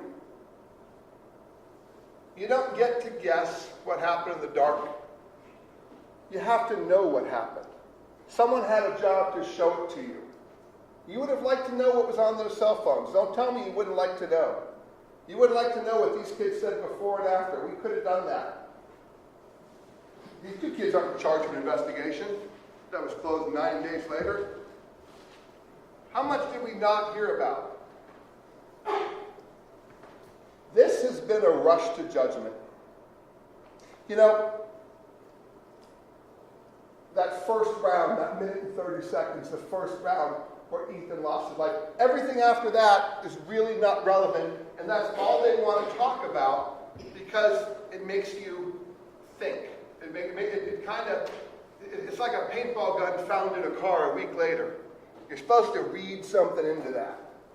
Pockets pulled out, and you're supposed to suggest, oh my God, they were robbing him. They're robbers too. Why? Why are they so desperate? Because someone's got to pay. Kids like Ethan don't just crack their head and die. And when they do,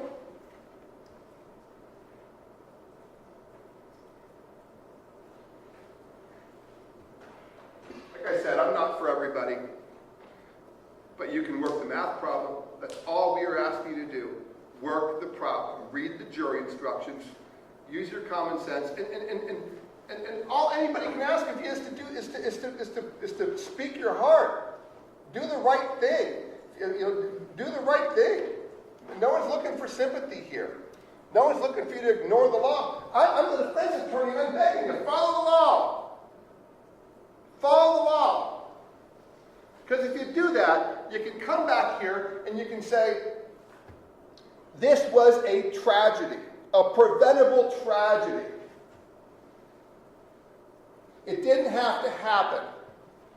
But we've already lost one young man. We don't need to lose another two. We don't need to lose another two. Your Honor, I would object to that characterization. Sustained. Ladies and gentlemen, you will be instructed that the issue of punishment is not to be considered. The court will decide punishment if there is a guilty finding on any of these counts. Mr. Sin.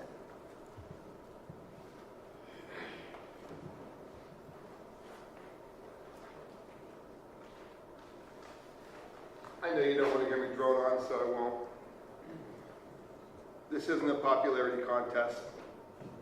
This isn't about those guys on TV or the pressure on these guys or the police. It doesn't mean you're not pro-police. It just means that you were supposed to get answers. You were supposed to be shown what was in the dark.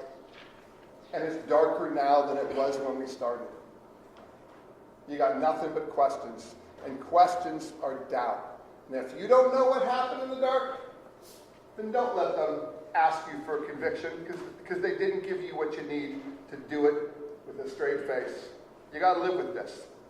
They got to live with this. And if you follow those instructions, you can live with this because the instructions will take you to the right answer. And the right answer is these boys were not guilty. These boys acted in self-defense. Thank you.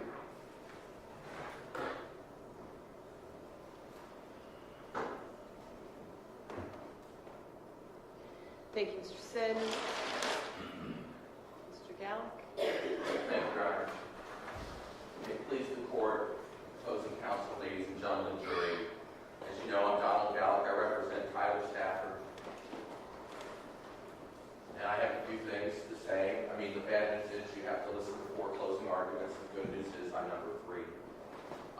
I know this trial has been difficult on everyone. It's been probably more difficult for some than others, but it's been tough on everyone in this room to one degree or another.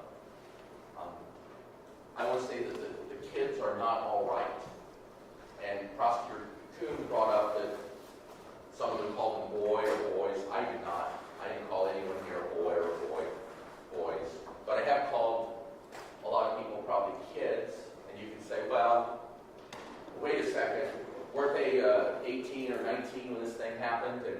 Ethan Lyman, he was 17, so that's a legal distinction, I guess. To me, they're all kids. The difference between a 17-year-old, an 18-year-old, 19-year-old, 20-year-old in our culture, I don't know what the difference is. Our culture is in a lot of trouble, okay? There was a time in this country, not 2023, but let's say 1953, you could go into a high school and kids would get in trouble for not bringing their rifle to school. Wait, what? High schools would have marksmanship classes. High schools would have shooting training. Boy Scouts used to have rifle training. What? That sounds crazy. Well, it was a long time ago. It was a different culture. Could you imagine that in 2023? Having a 17-year-old bring an actual rifle or any kind of dangerous device to a high school? You certainly couldn't even bring this into a high school today.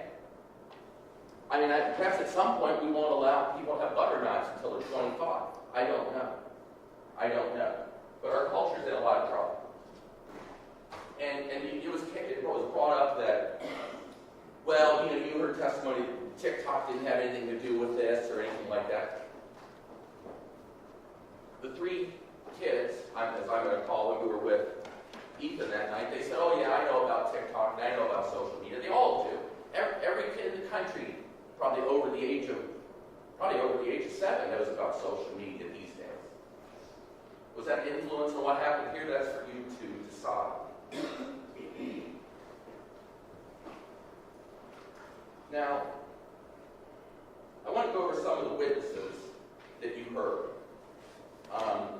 Because Prosecutor Kuhn said everything lines up. We know what happened. We heard from the witnesses. Everything lines up. Maybe things didn't quite line up like he said. Now, I believe Ephraim, his father testified. He was not there when it actually went down, but shortly thereafter.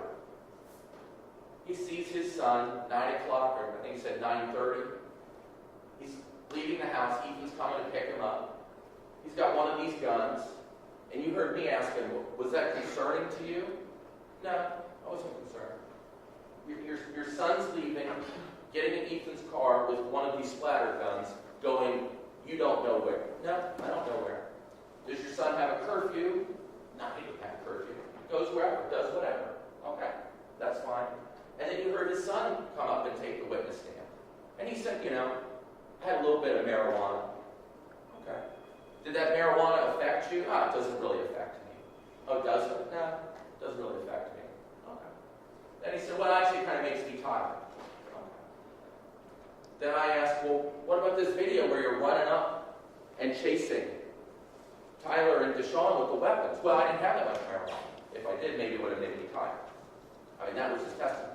Now, the prosecutor in his opening statement, he pointed out, did you notice how scared Mikhail and Ephraim were when they were running away from Tyler and DeShawn?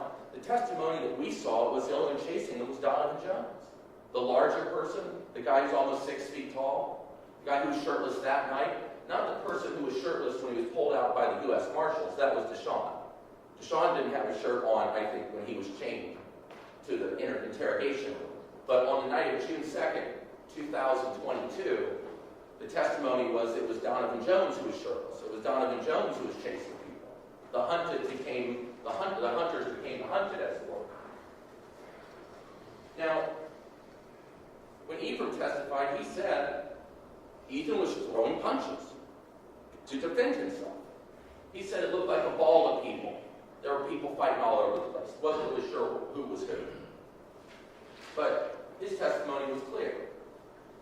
And I think, to go to Mr. Sinn's point, if a punch is deadly force, then there's a lot of people using deadly force in this incident, including Ethan.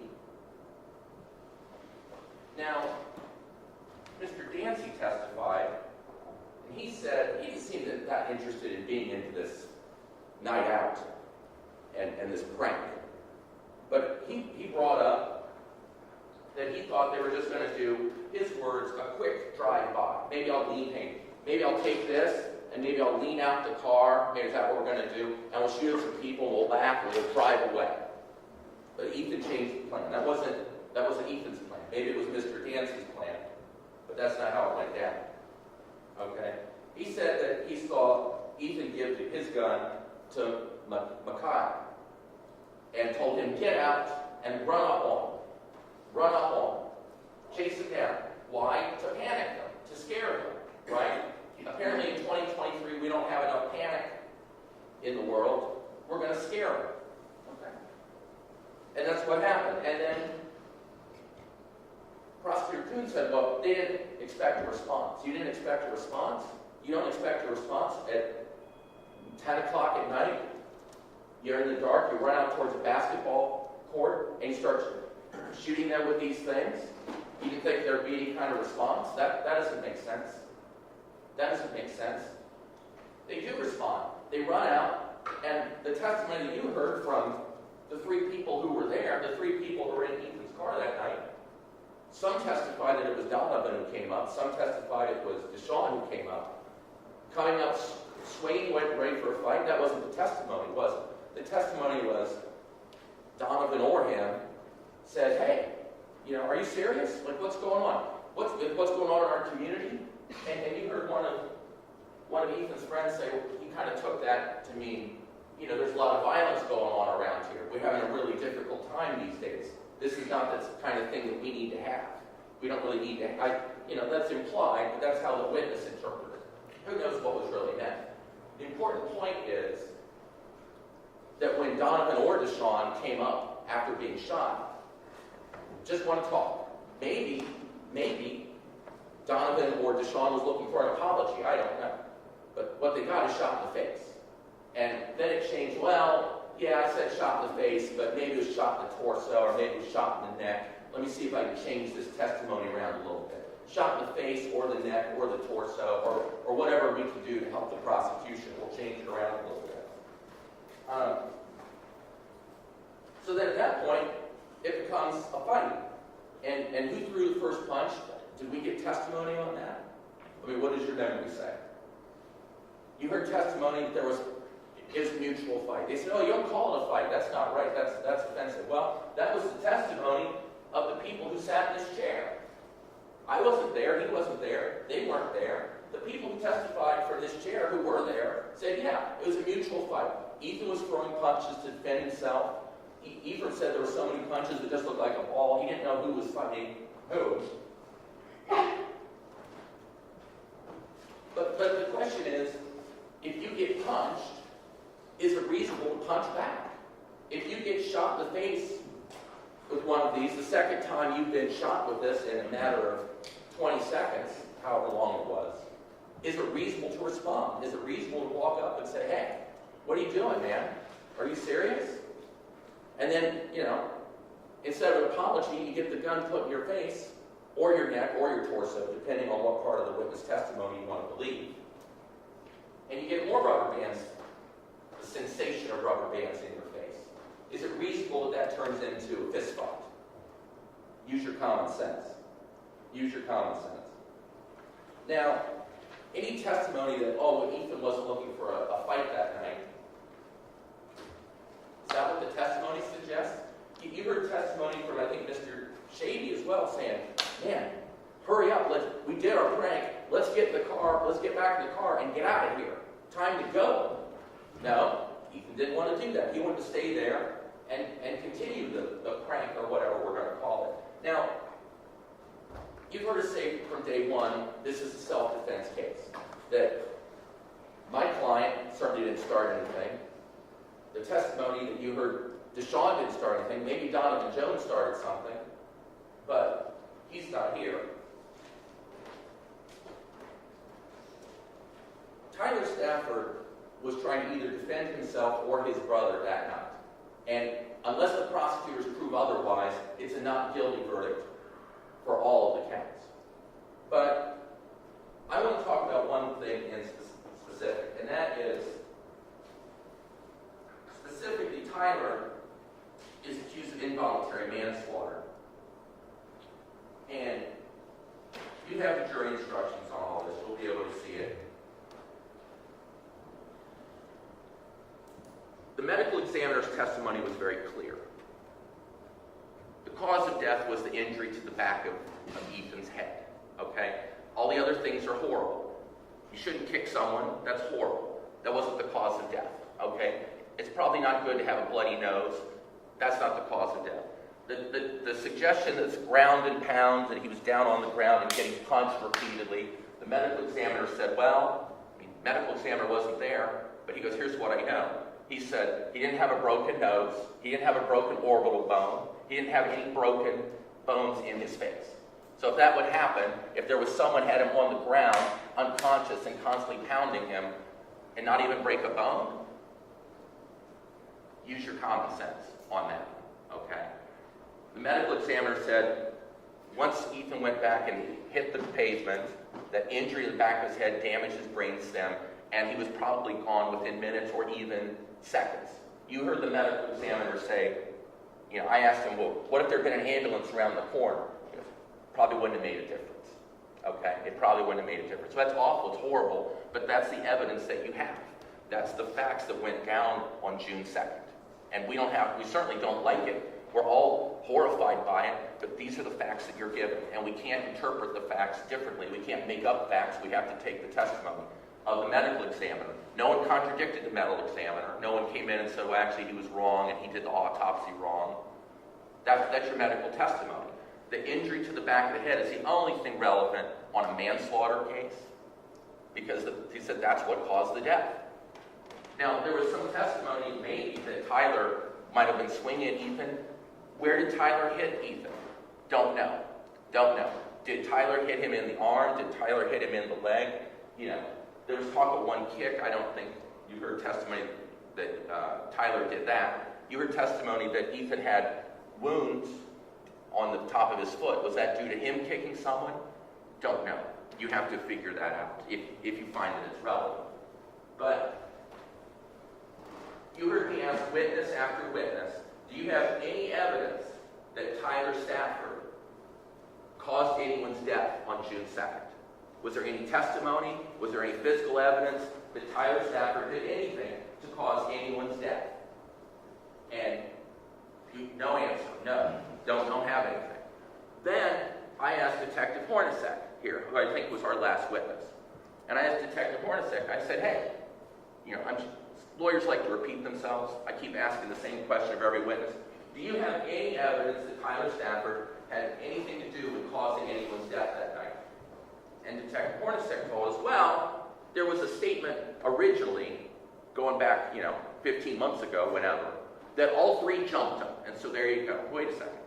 So all three jumped him, and so all three of them committed the manslaughter. Was that the testimony? That doesn't make sense.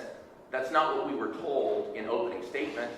That's not what we've been told throughout this whole trial, but it's like, well, plan A didn't work. We can't get a manslaughter conviction on Tyler that way.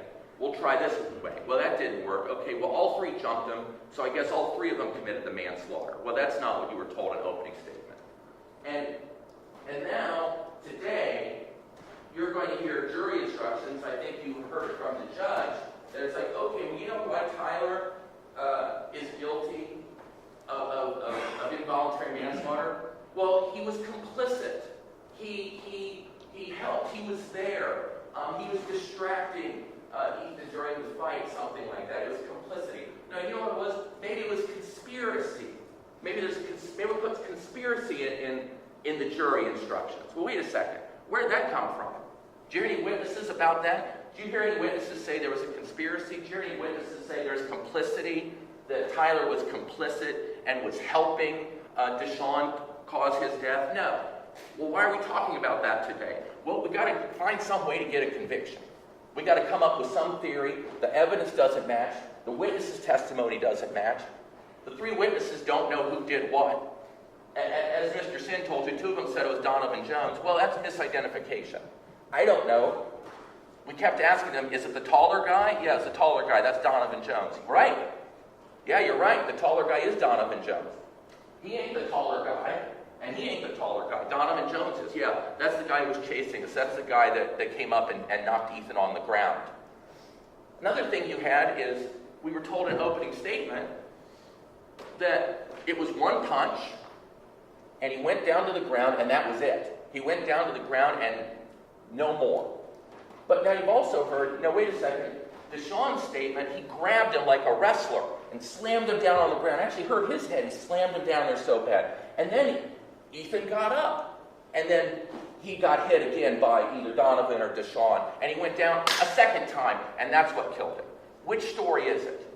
Which story is it? Did he go down once and that was it? Or did he go down once, get up, and then someone came by and punched him and knocked him down a second time? You've heard a lot of different versions on that. The truth is they don't know. Nobody knows. Nobody knows. But the only thing that matters is that injury to the back of his head. And no one has testified that Tyler had anything to do with it. And today we're told, okay, he didn't have anything to do with it except he was complicit or he committed a conspiracy. And it's the first time we've heard that this entire trial. And I'm going to sit down soon. Hopefully she will explain why that's a new thing coming up today. We haven't heard it at all. Your Honor, I'm sorry to object during Attorney Gallups' closing, but I don't believe that is an accurate statement of the law, Judge. Well, I did not instruct as to conspiracy. I did not. Conspiracy is not in the jury instruction. Correct. Everything I said, aiding and abetting and complicity. Maybe they will explain why that's coming up today. Thank you, Your Honor.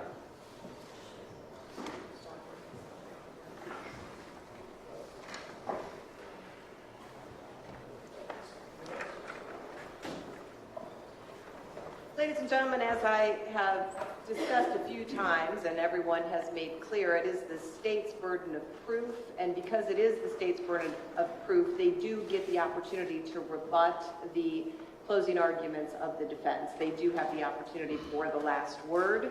So I am assuming, Ms. Schucke, you are going to present the rebuttal argument.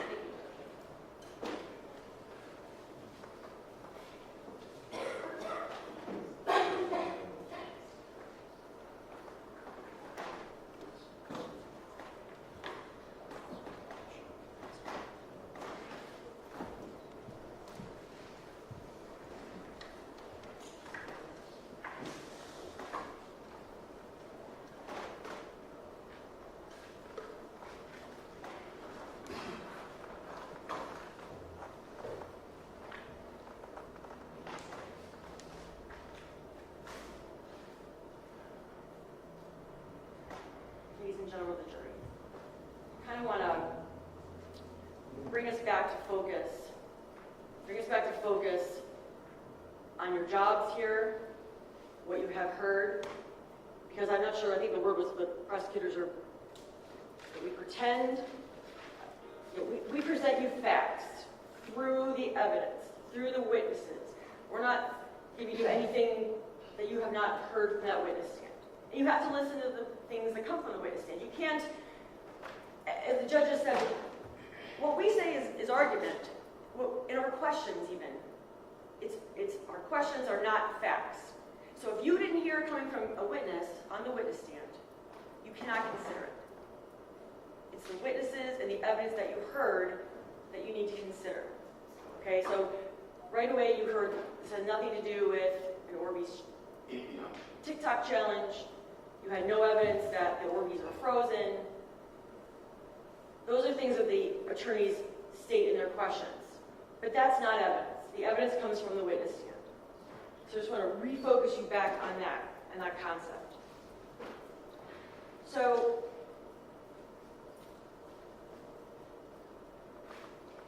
I have to sort of address little things that come up, right? I'm trying to hit things. I may not hit everything in rebuttal, but this is our opportunity for rebuttal. I want to go first to the medical examiner. The medical examiner stated in a question or an answer, yes, this could have been consistent with a punch to the mouth, one punch. This could have been consistent with a punch to the head. But he didn't say it was only one punch to the head and only one punch to the temple. It could have been consistent with numerous punches. So you have to remember, look at your collective memories. But from the evidence that you heard about the fight that occurred, how many punches were thrown? You can look at the evidence to his body, to Ethan's body, to help you figure that out. But you also have the boy's testimony. And we own You know, we don't, as prosecutors, tell our witnesses what to say. We try to remember, tell the truth from what you can remember. We don't tell them what to say.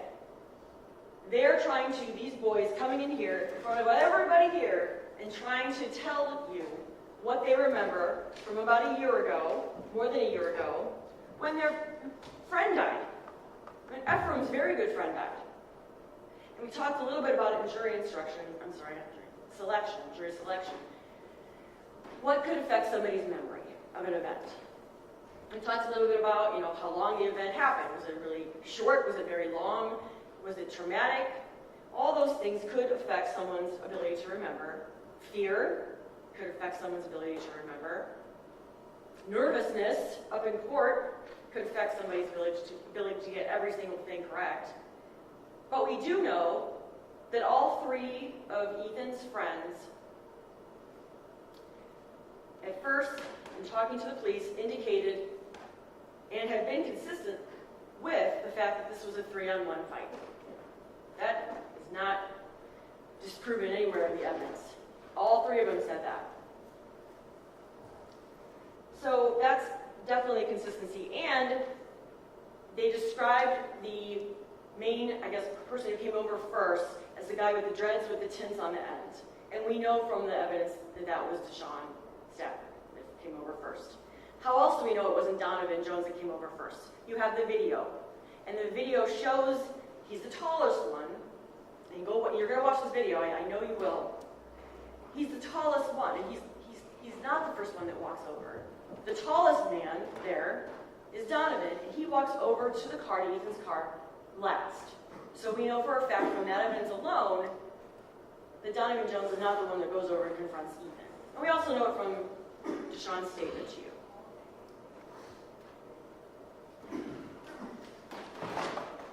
So we talk about self-defense.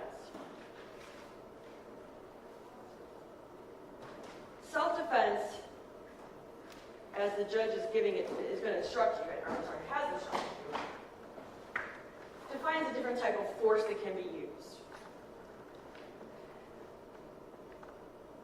And one thing that you don't have here is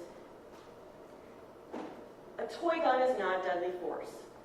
The instruction reads basically that the defendant, in this case I'm talking about Sean, he did not have reasonable grounds to believe he was in imminent danger of death or great bodily harm. We submit to you that he did not have, that was not reasonable. It was not reasonable to think that a toy gun is something that you have to respond to with some kind of deadly force. And let's talk about how that went down. We all, from the beginning, we've owned that this prank that these kids did was a terrible thing. And DeShawn is upset about it. He goes over to Ethan and confronts him. We're not anywhere near self-defense here at all. He is going over there to confront Ethan. And maybe you think that's okay. Maybe you think, yeah, that kid should have gotten confronted. They should have been able to confront them about doing that stupid prank and shooting at them. But DeShawn made a choice to go over there to confront him about it. And we know that he is shot in the face or shot in the chest, wherever he's shot, and he grabs the gun and he breaks it. Because you see it in the evidence that we submitted to you, in the pictures, it's broken, it's on the ground. He grabs it from Ethan, he throws it on the ground, and it's broken. Okay, let's go. I broke your gun. Jerk, why'd you come shoot at me? I took it, I broke it. I want to walk back to the court now. No, that's not what he does. Now he punches him. Now we have a one-on-one fight. And again, if you want it, it's your choice as jurors to believe that, okay, maybe you should have punched him, okay. But that is a one-on-one fight. But it does not stay that way. It escalates. Tyler's got to run over and get in the fight. Donovan's got to run over and get in the fight. How is that now a fair fight at all? It's not. It becomes an attack. Because now there's one person trying to fend off 3 people who are punching at him. It's Ethan who's walking backwards away from his car because they're coming at him 3-on-1. That, I submit to you, is where the self-defense argument falls away. It's 3-on-1. The victim is backing away. He's being sort of basically forced away from his car. He's kind of sort of, he can get back there. It can be a getaway car, right? Let's hop back in and get out of here. But it's 3-on-1 coming at him, and he can't get back to the car. The defendants, there's the statement that they have to be, that serious physical harm is what is being caused here. And I submit to you that when DeShawn Stafford and Tyler are fighting and punching at Ethan, and he falls on the ground and gets knocked out, and DeShawn gets on top of him again and is punching him on the ground, way beyond self-defense. Way beyond self-defense. It's not self-defense at that point at all. The actions of the defendants during and after Ethan is knocked out, you need to look at that. We talked about what's going on in their heads. What are they thinking? You can look at their actions during and after the incident to see what they were thinking. And what do? After he falls to the ground and he's punched out, he's knocked out, they continue to retaliate. That's the word my co-counsel used, and I think that's exactly what happened here. They were retaliating because they were shot at by the Orbeez with the Orbeez guns. They were retaliating by going after Ethan. They were retaliating by grabbing phones and smashing phones and getting in the car and driving it away like Tyler did, and getting a phone from the car and throwing that phone on the ground. That's not self-defense. That's retaliation. They were angry at what happened. They were shot with an Orbeez gun, and they retaliated. Not self-defense. The Lamarian's testimony, he told you it was a 2-on-1 fight. He said it was the brothers, meaning the Staffords. The one with the color in his hair knocked him out. There it is. Lamarian said that he had gotten out of the car, if you remember, and gotten a little bit closer to the fight to try to help until he was kind of like taken aback when one of the Staffords was going to maybe go after him. He was closest to the fight at that point, to the attack at that point, because that's what it was at that point. And he said the one with the color in his hair knocked him out. And we had testimony from detectives in this case that that person was DeShawn Stafford.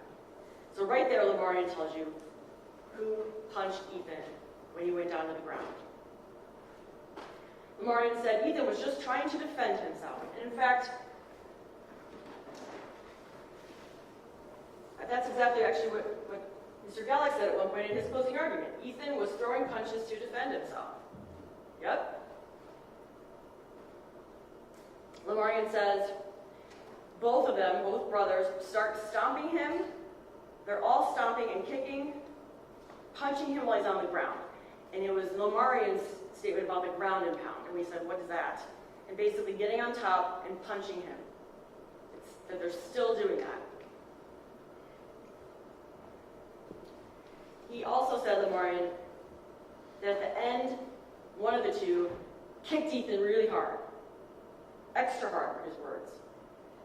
That they kicked him then, as he's on the ground, bloodied, as you have seen in the pictures, and they walked away.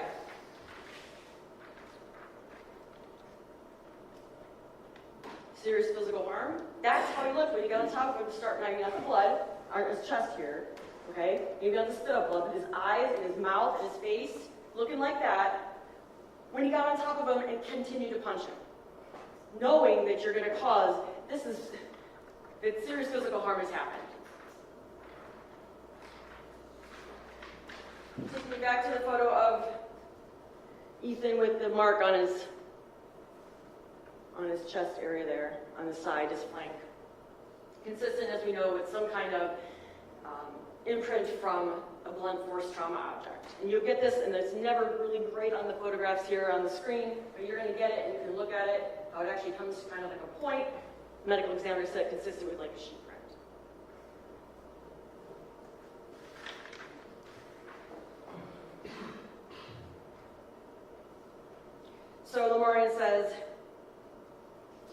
kicked him. After the ground and pound, they walked away and said, "Pick up your man." Well, they couldn't pick him up because he was dead and he was too heavy. They tried.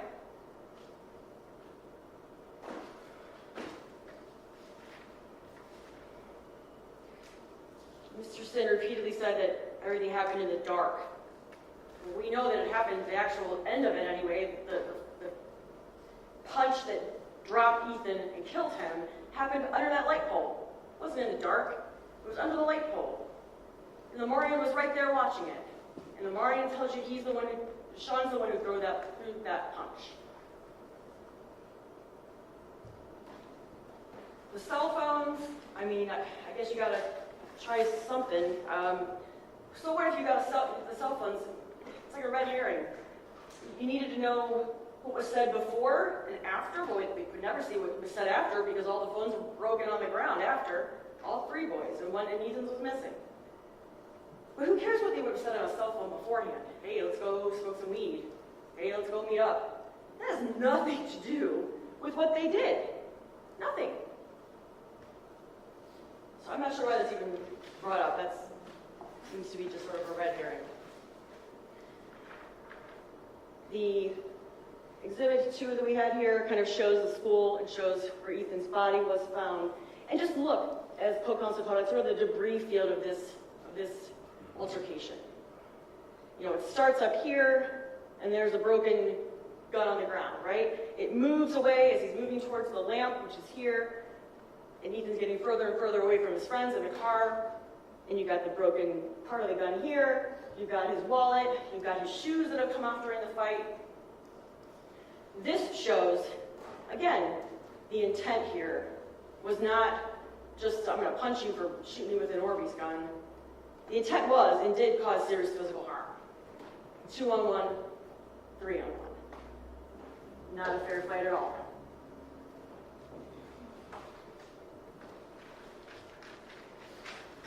There was the instruction you heard about complicity. So basically, it doesn't matter who caused that final punch. If you were involved in the attack together, we heard that DeShawn's actually done fighting or assaulting Ethan, and he's walking away when Tyler calls him back over because he and Ethan are squaring up again, Tyler and Ethan's allegedly, and that DeShawn comes back over to get back in the fight as 2-on-1 again. Never a fair fight. It was never, ever a fair fight.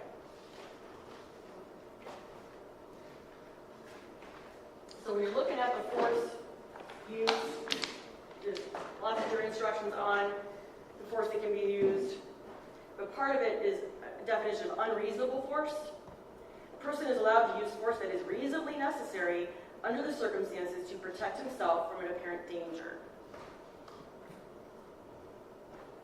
The state must prove beyond a reasonable doubt that the defendant used more force than necessary and that the force used was greatly disproportionate to the apparent danger. That's what we're submitting to you, that the force used is way over the top to qualify for self-defense. In deciding whether the force used was greatly disproportionate to the apparent danger, you may consider whether the force used shows revenge or a criminal purpose. And that's what we believe that this was. Retaliation, revenge by the defendants against Ethan.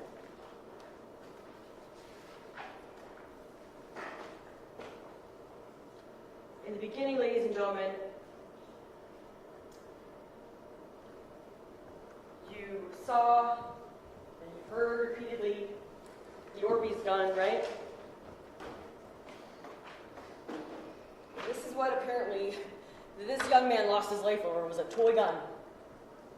Because they got mad, they got angry that they shot at them, and they went to fight him and retaliated because of a toy gun. You'll have it in the back, and you can look at it. You'll have the Orbeez little gel balls that are filled with water. I submit to you again, not self-defense, because they went way over the top. We are all responsible for our choices. Their choice was to walk over to Ethan, and engaged him in a fight that then went 2-on-1, 3-on-1. And I think I said it in opening, they may not have wanted to kill this young man. No, never said that. But they are responsible for their actions, which led to his death. And at the end here, ladies and gentlemen, I just want to thank you so much for your attention. I know it's been a really long day.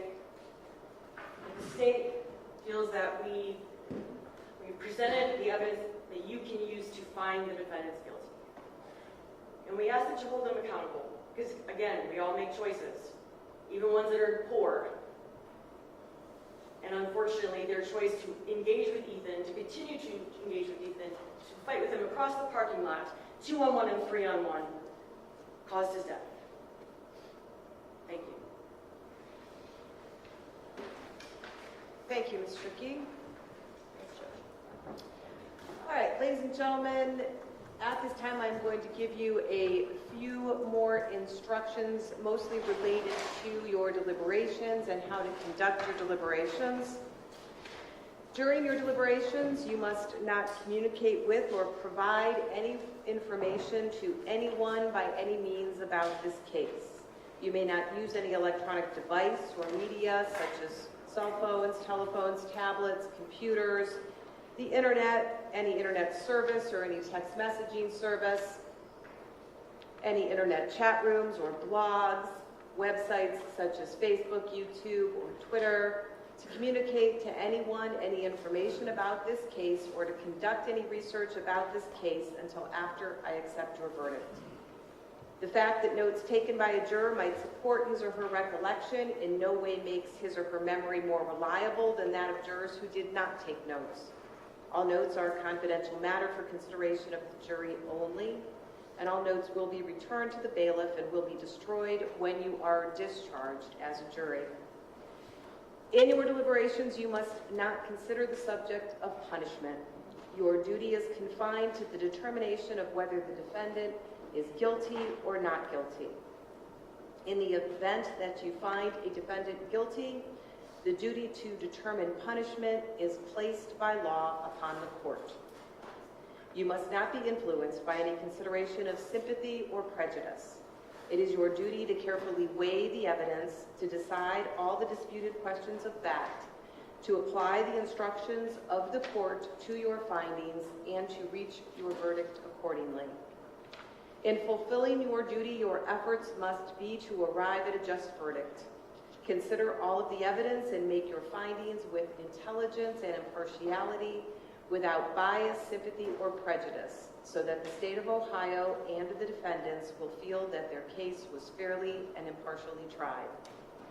If during the course of the trial I have done anything that you might consider an indication of the court's view, you are instructed to disregard it. When you go into the jury room, your first function will be to select one of your fellow jury members as foreperson. The person you select to preside over your deliberations does not have any greater power, nor does that person's vote have any more importance than others. He or she serves the purpose of helping you conduct your deliberations in an orderly manner and to give each of you the opportunity to express your opinion. One additional duty of the foreperson is to see to it that the verdict forms and the exhibits are returned to the court after you have reached a verdict. Your initial conduct upon entering the jury room is a matter of some importance. It is not wise to immediately express a determination or to insist upon a certain verdict, because if your sense of pride is aroused, you may hesitate to change your position, even if you become convinced that it is wrong. Consult with one another, consider each other's views, and deliberate with the objective of reaching an agreement if you can do so without disturbing your individual judgment. Each of you must decide this case for yourself, but you should do so only after considering the case with your fellow jurors. Do not hesitate to change your opinion if you are convinced that it's wrong. However, you should not surrender honest conviction in order to be congenial or to reach a verdict solely because of the opinion of the other jurors.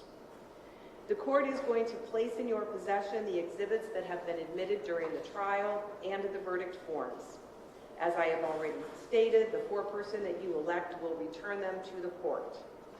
If and whenever you wish to view any of the electronic exhibits, the court instructs you that they must be played on a computer by and under the control of a bailiff or other person designated by the court, rather than by a member of the jury panel.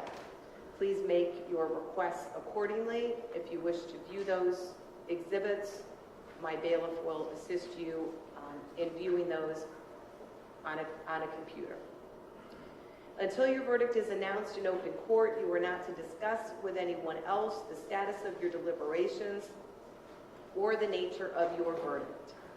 The ultimate aim of jury instructions is to help all of you as the jury, and a written copy of the general charge should assist you in that function and avoid most, if not all, questions during deliberations. Therefore, and as I have stated, I will place in your possession copies of the court's instructions of law for your use. If during your deliberations questions arise concerning my instructions, the law, or the evidence, I may, under certain limited circumstances, furnish answers to them.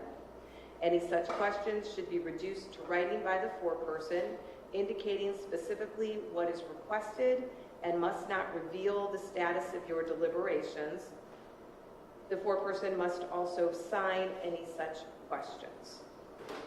You should then notify my bailiff using the buzzer in the jury room, and she will retrieve your question and deliver it to the court. Now, jurors sometimes ask to see transcripts, additional documents, or evidence. Please know that you will have with you all of the evidence and documents that have been admitted as evidence for your review, and you will not be given any additional documents or other evidence, and that you will not be able to review any transcripts of the testimony. After you have retired, select a foreperson, and whenever all 12, and I will repeat, whenever all 12 of you agree upon a verdict, sign the verdict forms in ink and advise my bailiff by using the buzzer in the jury room.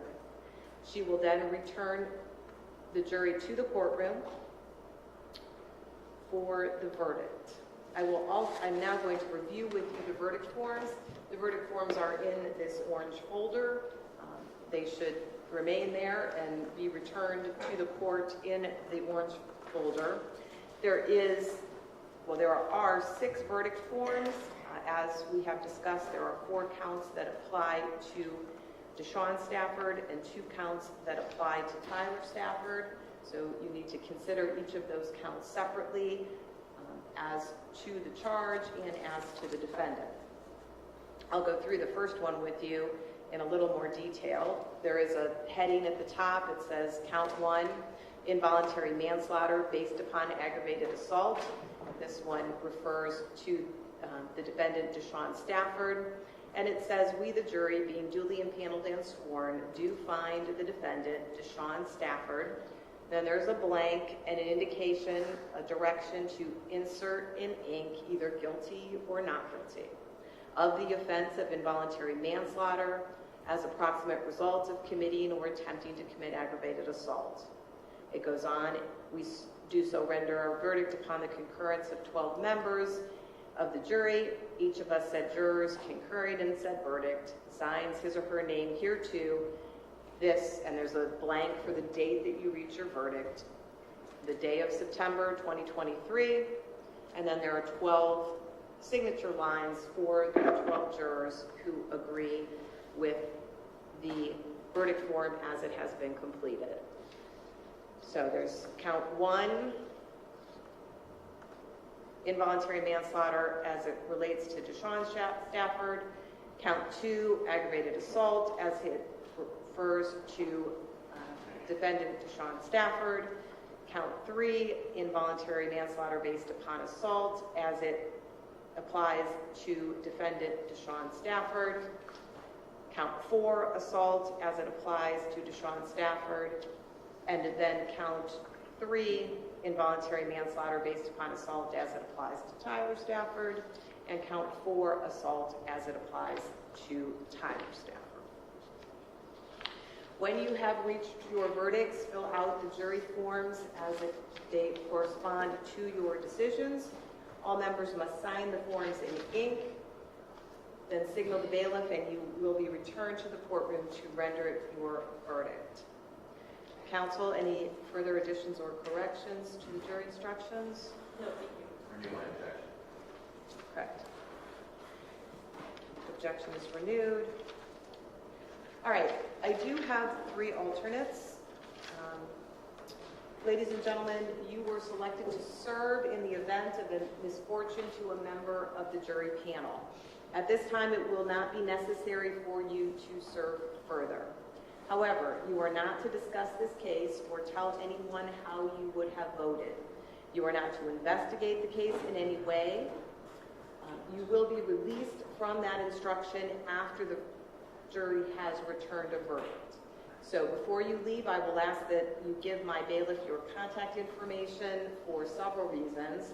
First, if there would be an emergency, if an emergency would arise before the jury has reached a verdict, we may need to contact you and ask you to return to court. So until we have a verdict, you are still on call in case there might be an emergency.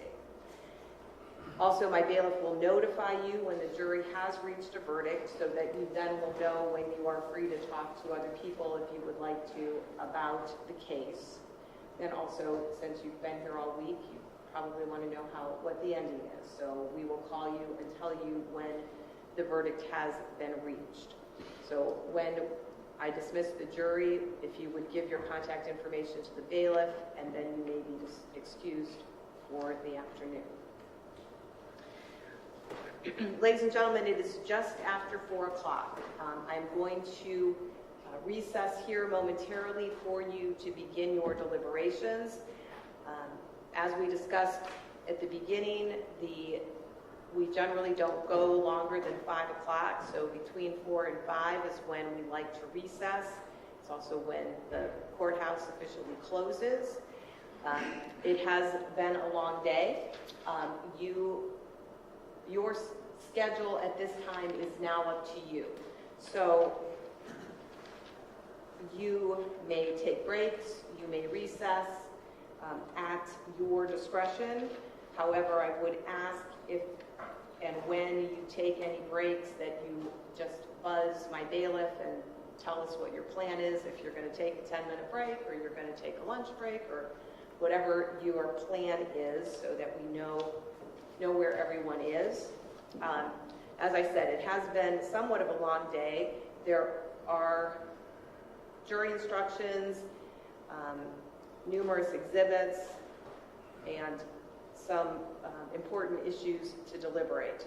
So if you would like to begin your deliberations now, I would suggest that you pick a jury foreman and then kind of collectively make a plan as to how you would like to proceed. If you would like to get started for the next hour or so, you may do that. If at this time you would like to recess and return tomorrow morning, that is acceptable as well. But as I said, just kind of let us know what your plan is. Once we recess, after a few minutes, you will get delivered to you all of the exhibits in this case, as well as numerous copies of the jury instructions so that you can refer to those during your deliberations. And one last thing, tomorrow, if we return in the morning, again, you can decide if 8:45 is too late for some of you or too early for some of you. You can decide when you would like to return tomorrow morning to begin. But you will not be in my jury room. There will be other proceedings in this courtroom tomorrow. So before you leave, my bailiff will show you where you should report tomorrow morning for those deliberations. Anything further from counsel?